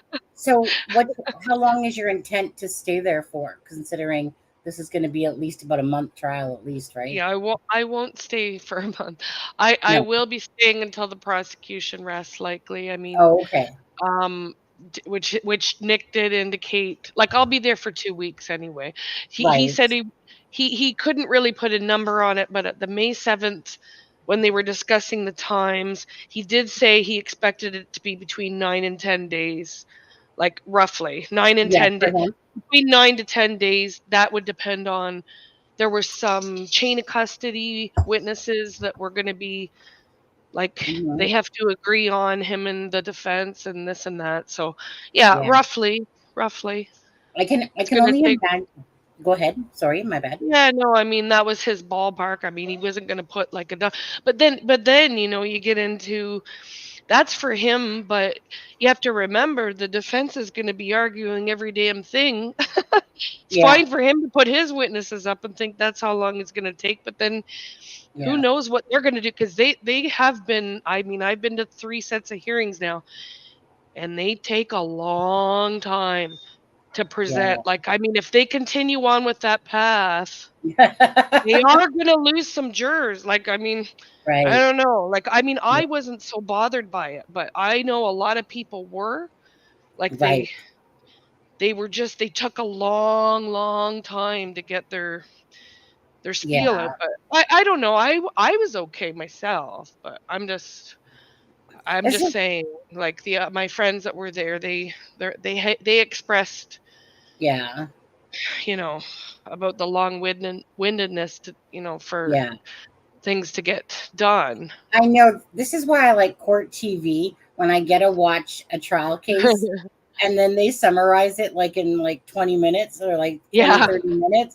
And then, and it's, because I honestly like this one would be different for me, but I yeah, typically cannot sit there day after day like some channels do and hmm watch because it's so a lot of it's so boring to me, you know. yeah, They go up yeah, to the judge and whatever. I just kind of like the court TV shit, cut to the chase. Here's the main yeah. point, all the shit, It wor- and so I Well, can. and But yeah, for Delphi, that would be like in a sense the actual trial itself. I mean, I I mm.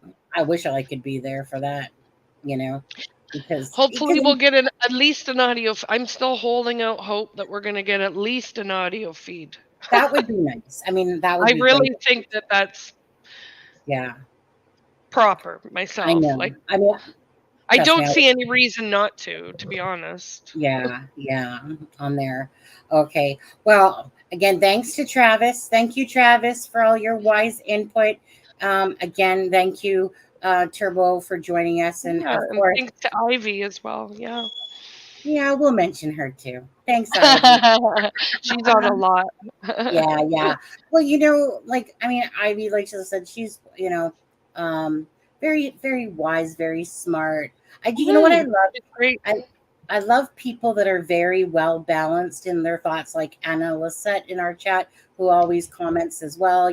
Gail has her take on, like the Yep. mental health, but I always love people that unlike myself, that everyone has their forte about things.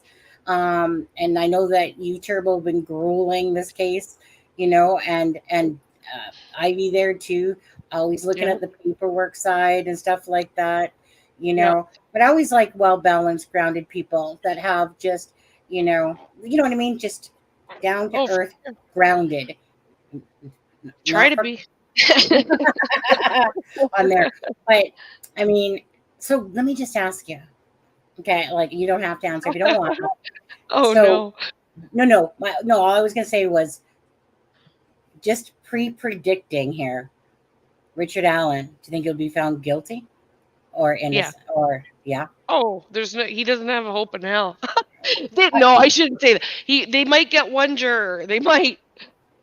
Best he can hope for is a hung jury, as far as I'm concerned. But Yeah, honestly, like we don't know all the evidence, but right. there's no doubt in my mind. I mean, I know that he's the guy, but that's just me.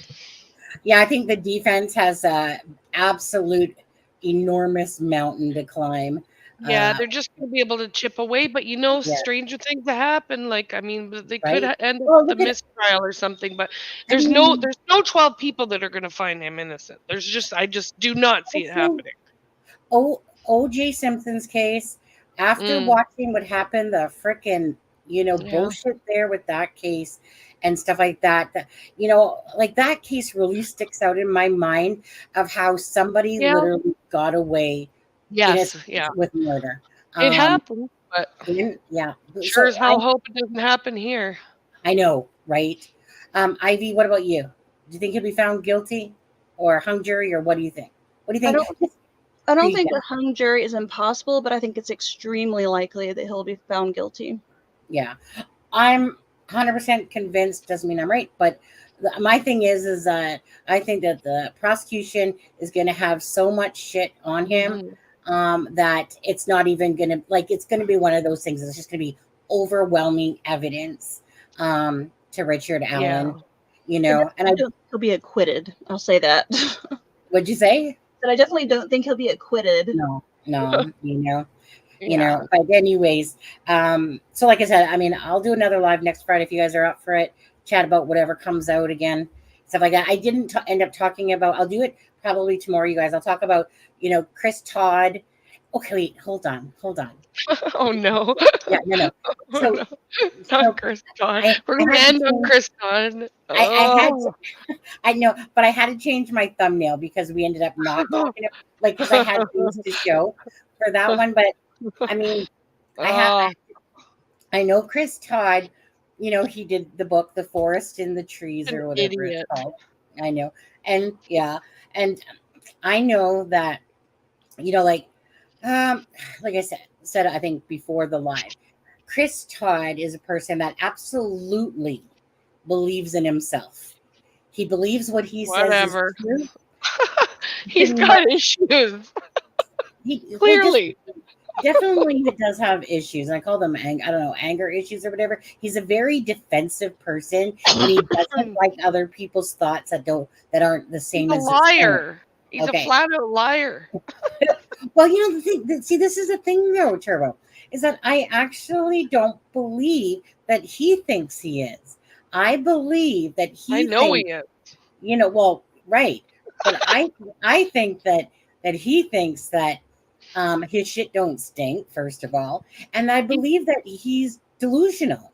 He is. Um, He's deranged. He's a deranged you know, individual. He's I a mean, con artist, for God's that sakes. too. I mean, that to me, Yes. yeah. But Oh my God. so just to ask you both, Horrible man. and what do you think about this whole? Okay, I'll play it tomorrow. But what do you think of this whole P. Diddy thing? It's horrible. Oh, What for Chris Todd, or Yes. for just the whole thing? Oh, Like, which part? He's obviously didn't get Delphi right, and so his book came out, I think, 4 months prior to Richard Allen getting arrested. You know, he keeps trying to be like, and then Oh, like you the know, day of it, I wasn't it? mean, he did solve OJ. Don't forget too, and I'm Oh, I pretty don't even sure. want to. Oh God, I know. he's horrible. It's beyond my comprehension. He's just, oh my God. When You I know, opened up the Rolling Stones magazine mm, article, I linked to an article. I was looking at the Diddy stuff, and I linked, and I was like, what the fuck? You gotta be kidding me! They had him in there, and he was referring to himself as in third person. I was oh, I like, know. "You've got to be kidding me!"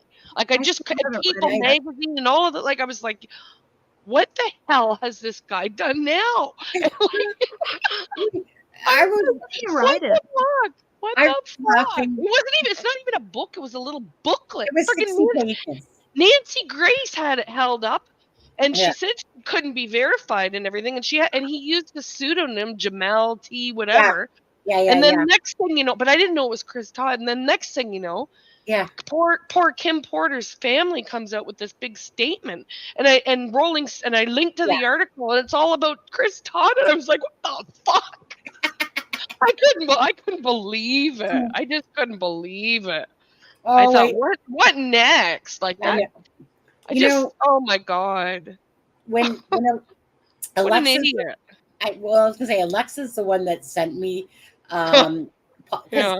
sometimes I watch Popcorn Planet, and she happened to send me that one.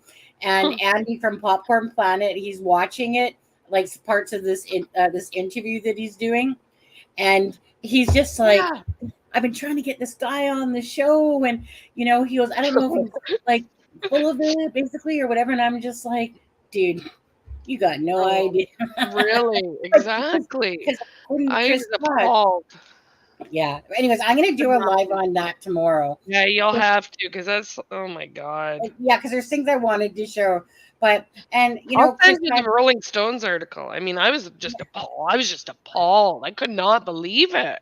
oh yeah, And I well, search him up on YouTube, and he's all over the place on all these. I thought, oh my fucking yeah, and God. he has this YouTube channel. Like the thing is that like honestly, is that like I said, the bottom line with me with Chris Todd is that I appreciate someone that has balls and kahunas. I think that Chris Todd and JLR kind of fall somewhat similarly underneath that. Oh yeah, JLR. He's got about 1,000 times the credibility that friggin' Chris Todd does, and that. And yes, I mean, at least right. he friggin' puts the work in. Well, yes, exactly. Like, And it's kind of like I said, Chris Todd. His basically his head is up his butt. oh Like yeah, I said, yeah. like it's kind of like like this Oh, aura. Puts his head up his ass, and he's just like, I'm the best, I'm the greatest. I saw the world. yeah. Top 3 cases going on. No, Oh my shit. God. You didn't solve shit, dude. You wrote He is. books. He's like the epitome of a used car salesman, a sneaky used car Oh, salesman oh that's yeah, friggin' yeah. lying through his But- teeth. But guess what? Okay, tell me if I didn't find, where is it? Hold on. Come on, where is it? I saved it. Where did you go? I got to show you. Did I not save it? Hold on. Maybe I didn't save it. 1 second here. Pretty sure I saved it. Come on, home. Where are you? Oh, right here. Let me just, okay. Tell me that I didn't find Chris Todd's doppelganger. And it was about P.Diddy. Okay, Oh, geez. ready for it? Okay, like tell me that Well, I did not. Oh, Okay, nicely done. That looks like kind of like Ben Mulrooney a little cross bit. between the hair. That's so weird. But isn't Oh that wow, crazy how much they look alike? that is. I know, like Who is I it? don't Do you like know? what. So this was You know, on. it's not him. It could because it's Vinny Oshana, right? It could be another one of They're his. not the same person. Yeah, I think his podcast is called Angry Patriot. But Sounds oh about my right. god, if it Yeah. wasn't like the eyebrows, like Chris Todd's eyebrows are like more like devil-like in Have a you ever sense. seen them in the same room together? What? Have you ever seen them in the same room together? No. Maybe it's his, like maybe it's really him, but just his name is Vinny O'Shannon. That's what I'm Wow. saying. But he was on with Pierce Morgan, Wow. right? Like there was like 4 people on it, and when I first saw it, I was like, "Is that Chris That guy, Todd?" he is I, like, I just, sorry you for know, the F bombs. These people, they're just deranged to me. Like, I just can't deal with it. Like, I okay. couldn't believe it with him. See, that's the thing, is that he doesn't think he's a bit deranged, but in all fairness, He is. he is. You know, like I said, it's like someone that just, what, basically pats himself on the back, looks in the mirror, and says, "You know what? You're a cool dude. You solve cases. You got the looks. You got this. I can write books. Yeah. And it's Greasy just car salesman all the way. Used car salesman. That's can all I? he is, man. Yeah, He's a friggin' snake. yeah. He's I, a con but, man. but yeah, like I just couldn't believe it. Like, because I literally, when I was watching, so Chris Todd, that picture in the middle there, that's like he has this channel called Chris Todd Investigates or whatever, and it was like Oh, from God. 3 years ago. Oh yeah, hold on. But it's, oh my god, it just made me laugh. Hold on a second. Hold on, I gotta show you one more Oh. thing real quick. But oh my god, so Chris Todd, that is your doppelganger. I'll tell you that much. Show his booklet. Show his poor Kim Porter's booklet. Friggin' idiot. Oh, okay. Well, hold on. I gotta show you. I gotta go to my home here. Okay, hold on. Let me show this quickly. Oh, he's unbelievable. He weasels his way in too with people. Like he flat out lies. It's unreal. Oh wait, it's not even playing it, is it? Why is it not playing it? No. Can you hear it? 1 second. Mm-mm. Really? No, it's not. Okay, hold on. I see it popped up in another window. 1 sec. Okay, This story the way I know it. hold on. I'm going Oh, to tell you God. a story. One you've never heard before. Oh, No one knows this story the way I know it. oh It takes place God. June 12th, 1994, and it concerns the. I'm going to tell you a Yeah, story. it's just a little clipping One you've never heard before, because I could. because no one knows this story the way I know it. I like it when it's kind of like before this, at the start of it, it's kind of like he's sitting there looking whatever, and then who's ever talking says, "Okay, you're good to go," and then it's almost like, audience, picture this. Yeah. He's so Nobody can tell this story besides me, because why? I solved the case. Nobody helped me. It was me. I just Someone solved, get him a straitjacket. But it's when you're watching someone and they're being disingenuous in saying that. Oh, yeah. I like au naturel, right? Now, I do like the fact though that Chris Todd loses his shit on, like, when he, like, on Vinnie Politan, when he's like, "Well, I thought I was brought on here to talk about the pictures. If you don't want to see the pictures," when he was trying to show like the freaking socks Oh and my the stuff in the what? water, and you can What? just see him get all Oh uptight. no. Oh Yeah. no, I He didn't does, watch like, that. hold his phone up to the Sweet. screen. What? What'd you say? Oh my He God. Yeah, holds his yeah. phone up to the screen, and he's like, He "I'll show you solved right now." OJ's case. Like, he was just so eager to share these pictures, but yeah, it was. So what? John Bonet, he solved, apparently. OJ. What was the other one? There was another one. Oh, I he's can't think a of it. lunatic. Anyways, Truly. all I can say is Andy from Popcorn Planet, Chris, he wants you to go on his show. Andy's a good dude. Considering you put yourself in all these different places, I think you should go on Popcorn Planet for Andy on there, because he was playing some of your shit the other day. He's And he on was there. like, Hey?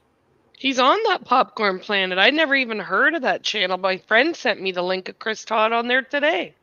Oh, was he on there today? I believe so. I believe, Well, yes.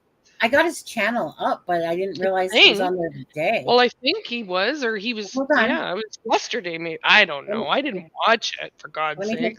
take a look here. Let me see if he Maybe was. I should for the comedy. I Is think it a maybe I'm long? missing out. I think it was just yesterday. No. Let's see. I'm underneath lives. There are videos. I don't. If you pull it up, you'll see it. It was. Yeah, I don't think he was. I see today 14. One day, no. Doesn't, no, wasn't. He was playing a clip. Maybe that's when you're thinking of. From the other day, he was showing a clip, which he was doing an interview. So it might have looked like he was on there. I think so. Let me just show you what I'm talking about. Popcorn Planet. This one right here. Yeah. Yeah. Okay. That's the one. Okay. Was he trying to get him on, or he had him on? Yeah. I guess I No, heard he had him. he's trying to get him on. He's like, Oh and I'm God. just like, oh, Andy, do you even know who Chris Todd even is? Like, because he's like sitting there, like, this is, well, I'll show tomorrow, but he's like sitting there, Andy going, like, I don't know if this guy's full of shit, basically, or, but I'd love to talk with him. And I'm like, Oh my God. oh, well, I guess if you want, I mean, I would get a kick. Like, let me put it this way. If anything that Chris Todd does for me, it does, like, when people is so ridiculous that they just make you laugh because of the shit that they're saying and doing and how they're acting. Excuse me. Yeah. Exactly. That's pretty much what he reminds me of. Kind of like how I always felt about JLR at the start. I was Yeah. always He like, hey, exploded. oh yeah, well that's because from the Calve Conte case, he exploded. Oh. Yeah, boots on the ground. He had 20,000 subscribers, and now I look, he has a 250,000. Yeah, I was like, but yeah. he puts in a lot of work. He's You know funny. what? He can be very funny. My thing is if this is how Comedy I guy. feel like JLR. Like there's a difference here. So Chris Todd, like I said, is kind of like full of himself and da da da. Now, if anyone should really write a book on the shit that they've done, it's JLR. I mean, if you can pretend to be Jewish and stand beside Hillary Clinton and frickin' and what's her husband's name there? Bill Clinton. If you can pretend to be Jewish and get away with it, if you can literally pretend like you're the nephew or whatever to the uncle of the Sandy Hook killer, if you can sue the Guinness Book of World, like, I mean, I could go on with JLR He's a stuff. con. He's a con. Right. At Okay, least so he he's works, I guess. that's why he He spent 10 does years in actually jail. dig up some. He's a con, man. But he is Well, funny. well, I was gonna say, like I said, I mean, he did his stint 10 years or whatever it was in prison there, right? Because of He was being, in for 10 years? Was he yeah, really? yeah, Was he no, really? yeah, Holy shit. yeah. If you ever Google it, you'll see that there's an article. Oh He was, my God. yeah. So but anyway, so yeah, so right. But again, it's only Wow. because the reason why is because whenever I can sniff out a fake personality, which I can Yeah. smell you right away, no offense, Anthony Greeno, but same with you. When I can, I can smell a bullshitter a mile away, right as soon as they open up their damn mouth. And so with JLR, I could tell. Same with Anthony Greeno. Right Mhm. away, I pulled up whatever information I could find on Google about them, and I'm like, so then I start laughing because of all the shit. But I mean, what's her name? Oh, I can't think of her name.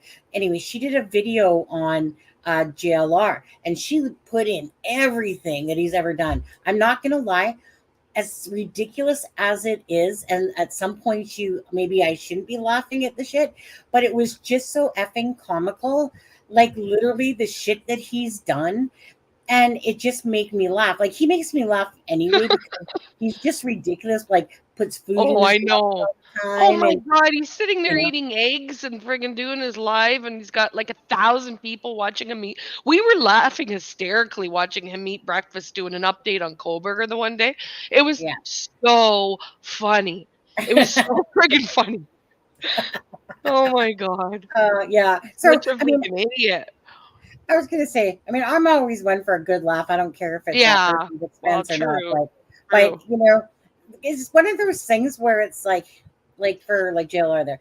If you could get away with that shit, like meanings, like all that shit with the Ripley, or sorry, Guinness Book of World Records, and 10 years? yeah, oh yeah, 10 years, yeah, I'm because shocked he was in jail for 10 years. yeah, Holy and fuck. I like knew he was a con, but I didn't know like that. yeah. So I mean, the thing was, like, if truth be told, and I think it might have been somewhat because of me, because right when I knew who JLR was, I was like calling him out left, right, and center, and same, right, and I same with remember that. so I another channel, remember.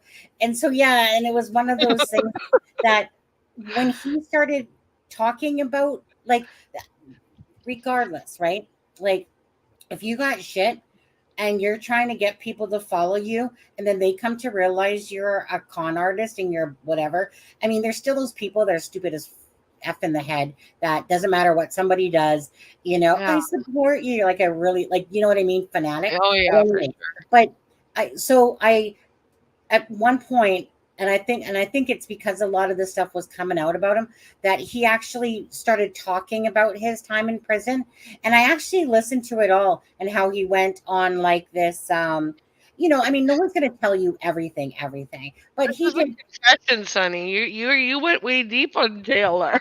Yeah, well, because it was so ridiculous to me what this Oh, I person was know. doing, I right? know. He's But he's a specimen. He's yes, like, freaking like it's one yeah. of those things, like JLR has, like, to me, two motives: money, and he just likes the fact of, like, either pulling shit off, you know, Notoriety. and Yeah. and also like this true crime thing. I feel like JLR found his niche in this. That this was I'm gonna tell you sorry, I keep no, go cutting you ahead. off.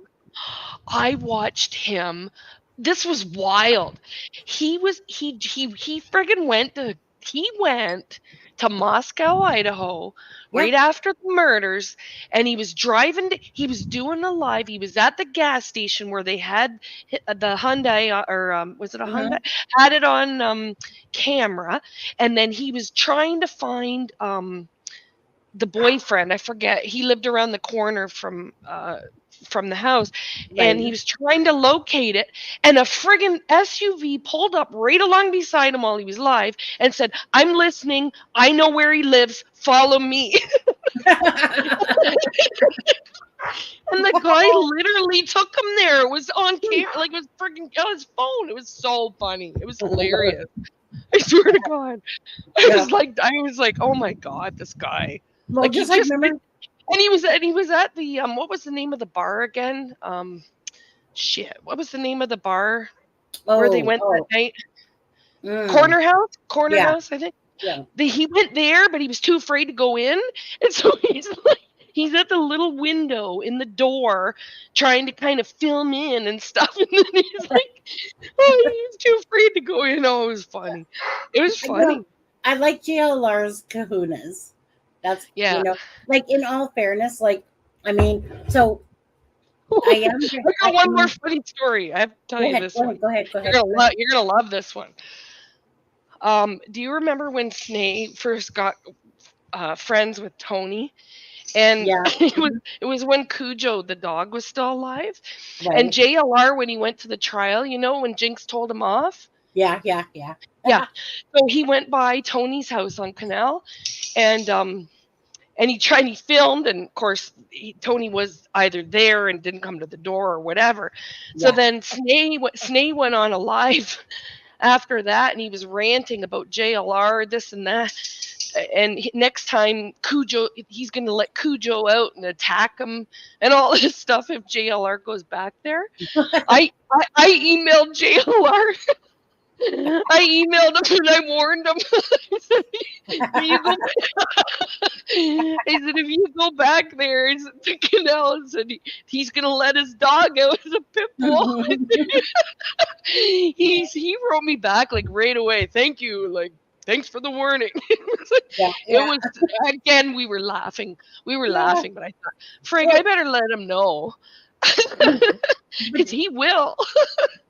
Do you remember when that redneck hillbilly started telling him that he's gonna drag him out of the car or whatever it was? Remember the guy with the freaking truck with the flags, the American flags, when he was near the Idaho house?